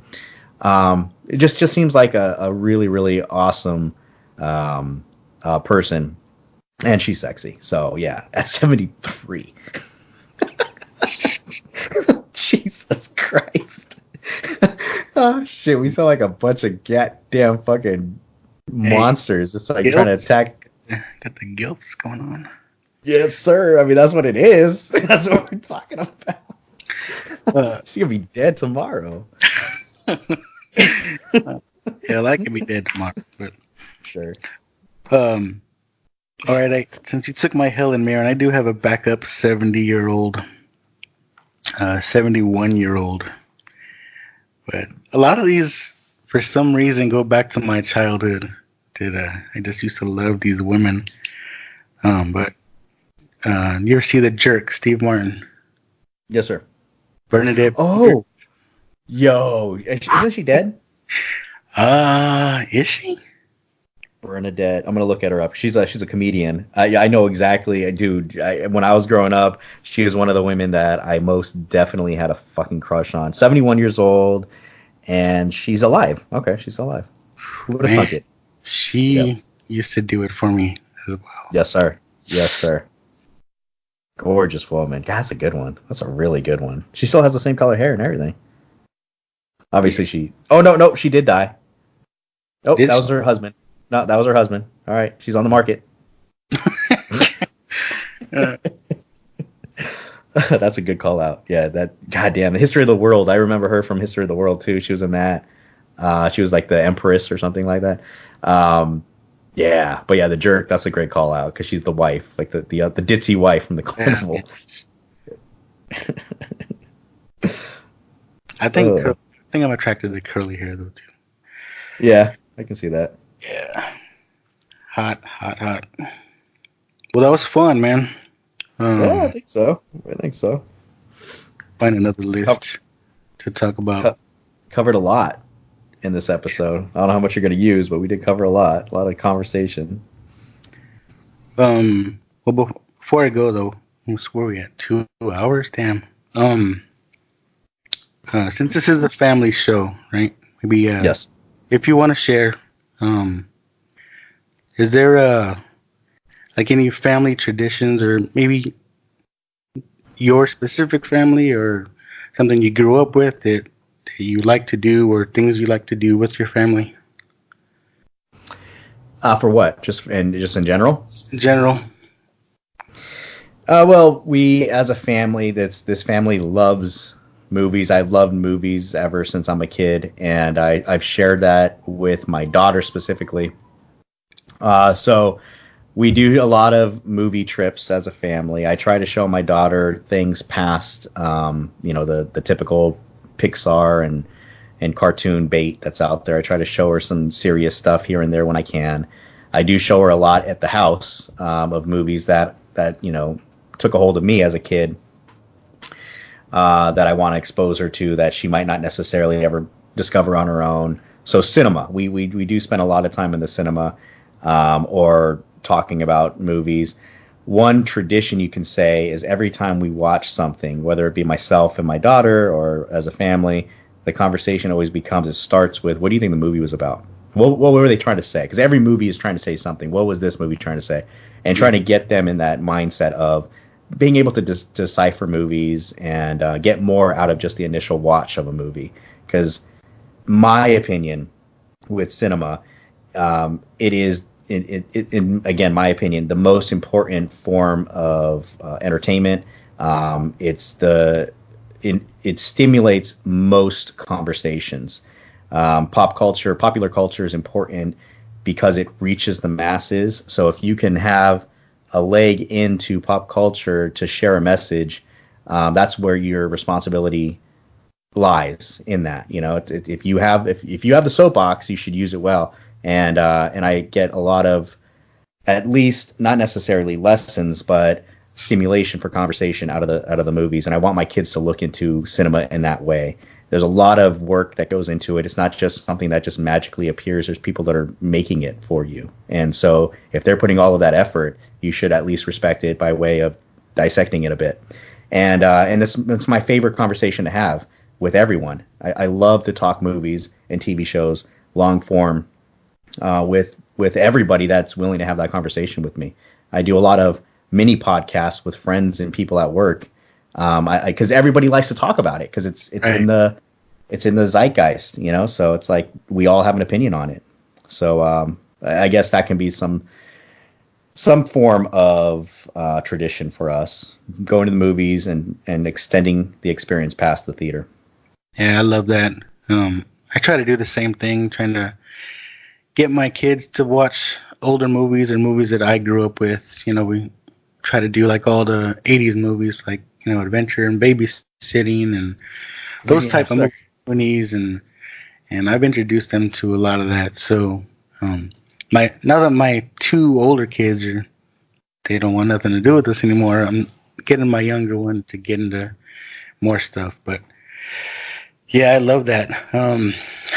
We should. Did Andre mention something like that? Maybe like talking about older movies and just revisiting them and talking about them. I think I wouldn't be surprised if he's shared that same type of outlook on movies. Is that what you're saying?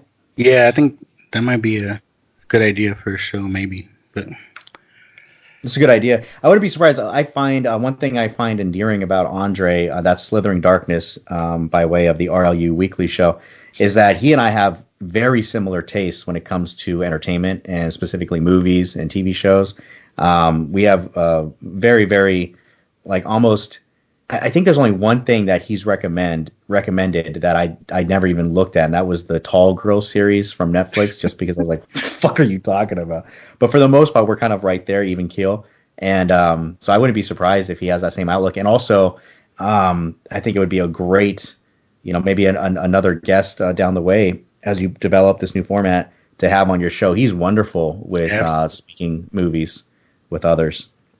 I really want to try to get everybody in for a one-on-one, just like this, just talking, Yeah. Did you get a chance to see Good Boys? Did you watch it yet? Not yet. That's something so there are some things that are in my watch list that are on my watch list for me to get to either on my own or like on my lunch breaks as I'm eating sushi. And there's other stuff that's in the watch list that's for me and my wife. And that's one of the things that are in my wife and my watch list. It's just, as you know, being a father of teenagers and obviously a 10-year-old. I have a 10-year-old and I have a going on to 4 years old right now. It's very difficult to find time for yourself, let alone for you and your spouse. And so what we tend to do, we have a huge list, a huge pile of things we want to watch, but we ultimately end up watching TV shows because it's faster. They tend to be between 30 to maybe an hour, and we can afford to do that at night before we go to sleep rather than sit down for a 2-hour movie, because inevitably what's going to end up happening is my wife will fall asleep and then I end up watching the movie by myself, and that's, I hate that. I hate experiencing stuff by myself if I start off the journey with somebody. Yeah, I would like to. And then it becomes like a whole conversation. Oh, what did I miss? Or what, can we watch it again? Or, blah, blah, blah, blah. So one thing, what I love about talking, just to kind of harken back to streaming stuff, my wife, one TV show I was telling her to watch since I was exposed to it was It's the End of the Fucking World. I discovered it in its first season, and now it's in season 2 now on Netflix. I watched that whole series, 1 through 2, and I think it ends with 2. I don't think we're going to go any further with that universe, and or at least it ends the way that way, where it makes it seem that way. I watched it all by myself. They're 30-minute episodes. I watched it all by myself. First season, watched the second season all by myself. My wife is now discovering the first season, and I love that she's discovering it now. And I'm kind of I'm popping my head in here and there as she's watching it through her workouts or whatever she's going to make her time to watch it. And then we can kind of talk a little bit about it. And I'm like, oh, this, don't get too comfortable here because something's going to happen. I like doing that, the little teases. Oh, she's one of those guys. Yeah, well, no, she'll ask me. Like, she'll tell me, she's like myself. We're kind of similar that way. We don't really care about spoilers. Like, you can spoil anything to me. I'm fine. Like, if you were to spoil episode 9 with me, I'm not going to get angry. My man George, Toy Eye 26, he fucking spoiled Solo's death in Force Awakens to me 90 minutes before I went to go see the movie. And like, it's like, all right, man, What's that? Just like, really, man? Come on. Well, he knew that, like, I always I spout out that I don't care about spoilers. He had got done watching it, and he sent me an image of Solo getting fucking saber blasted in the chest. That's literally what he sent me, right? That image. And I'm like, this motherfucker. But it's my bad, because I throw it out there saying, hey, don't matter to me. I don't care. If you want to send it to me, fine. And it won't impact me. And it didn't, because I saw that. Then we went to the theater. We experienced it.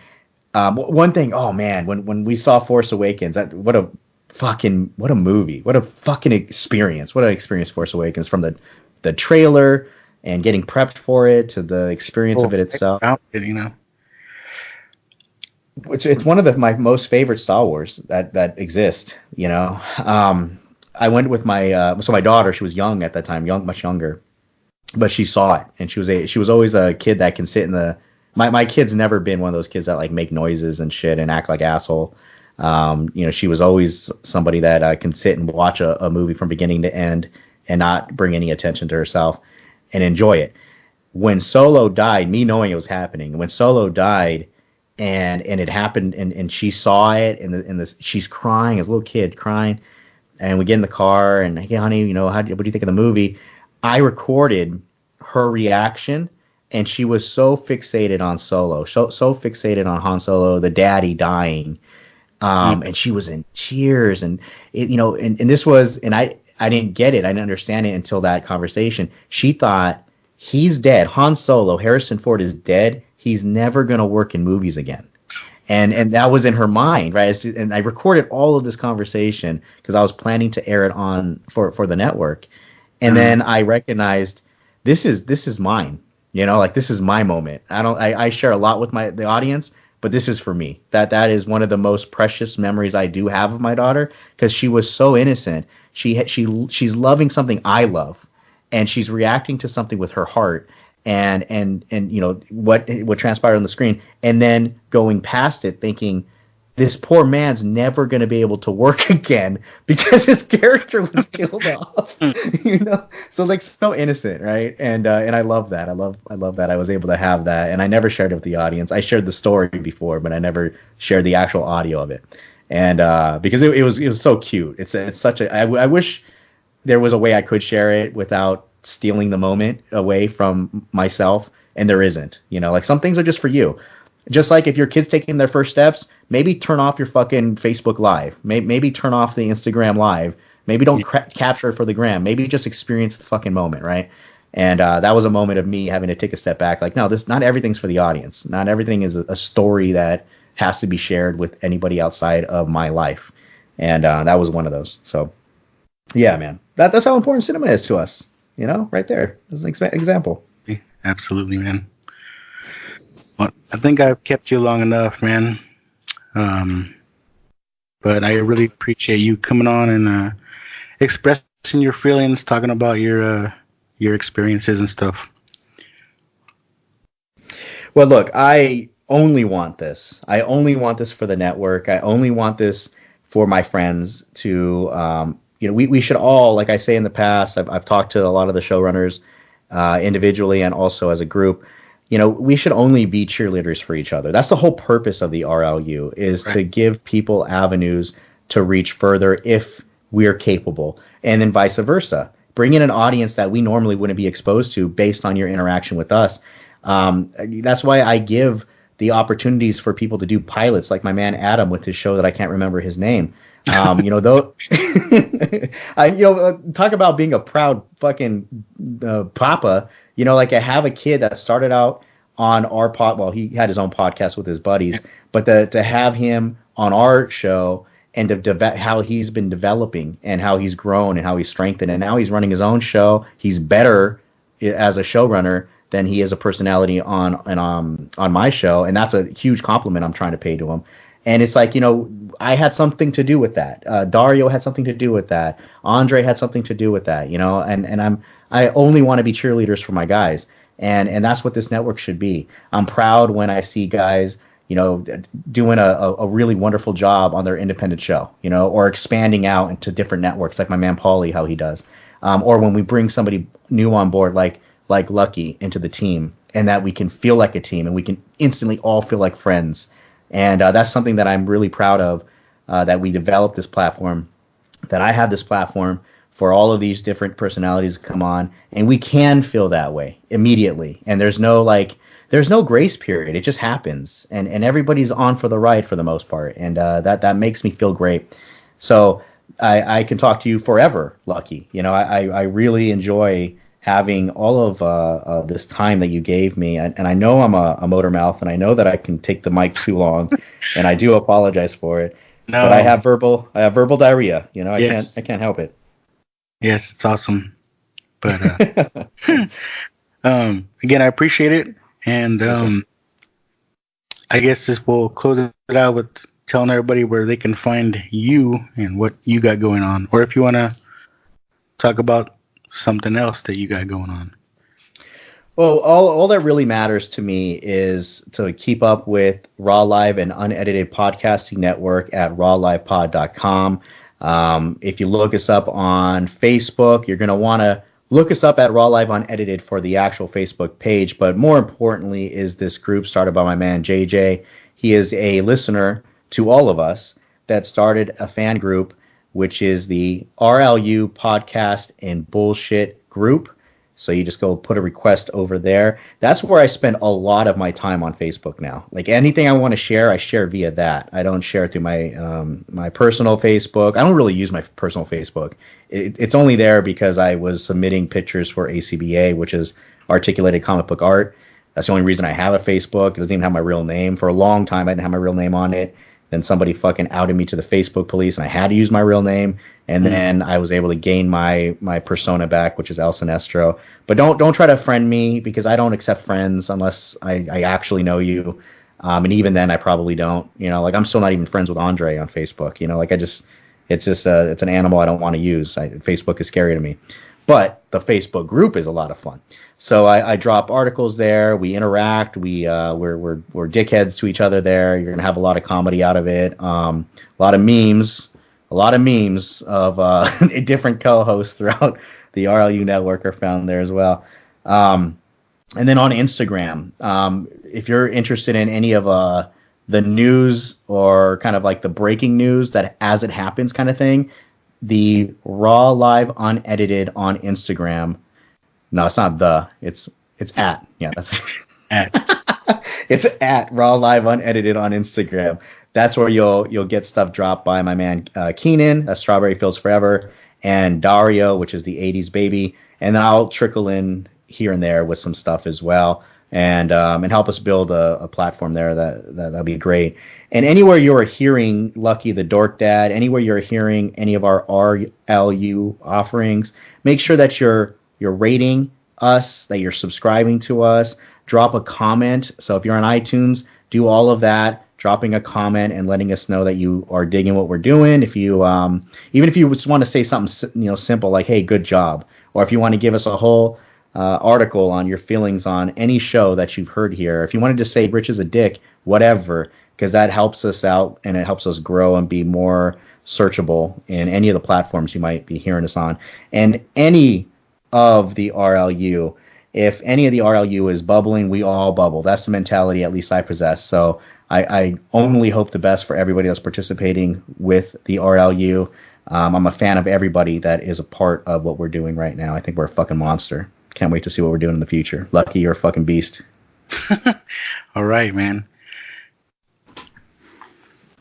Well, everybody out there, this is the beginning of the new format. Hope everybody enjoyed it. And until next time, I'll see y'all later. You've been listening to the Dork Dad Podcast. Please remember to follow, like, subscribe, and share with your friends. Until next time, keep it dorky.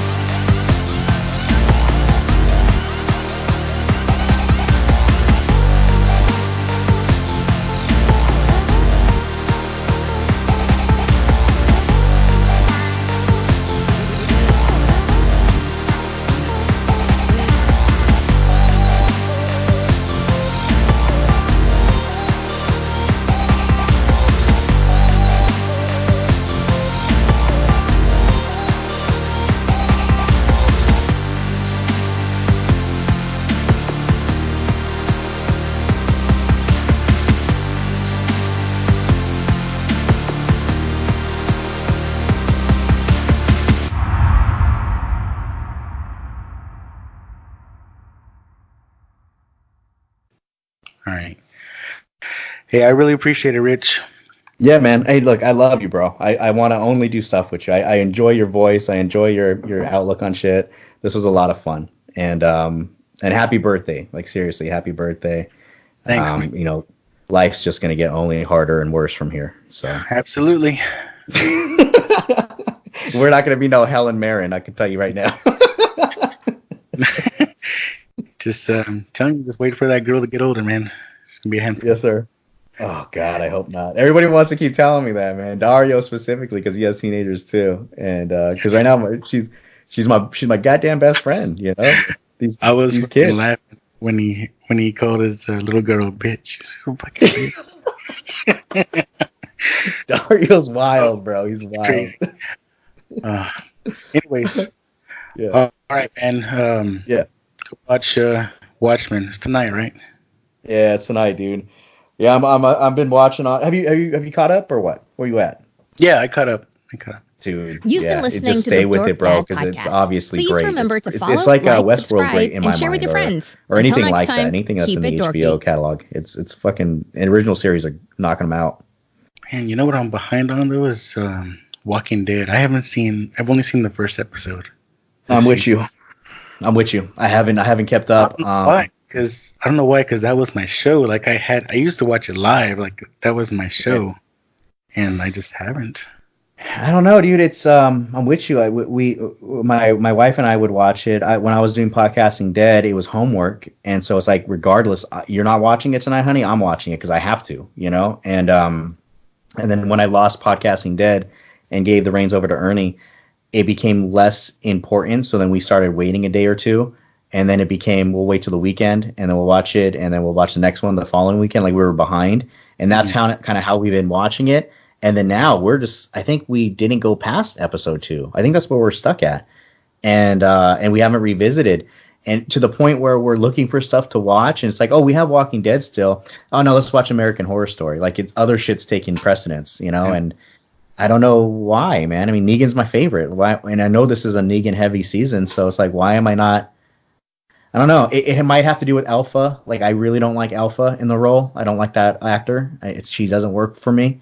Maybe it's that. I don't know. I hate that I'm not on board. Maybe because I know the comic book series isn't there anymore. So if the comic book series is dead, maybe I'm feeling like this is dead. Like, I don't know. I don't know what it is. Something.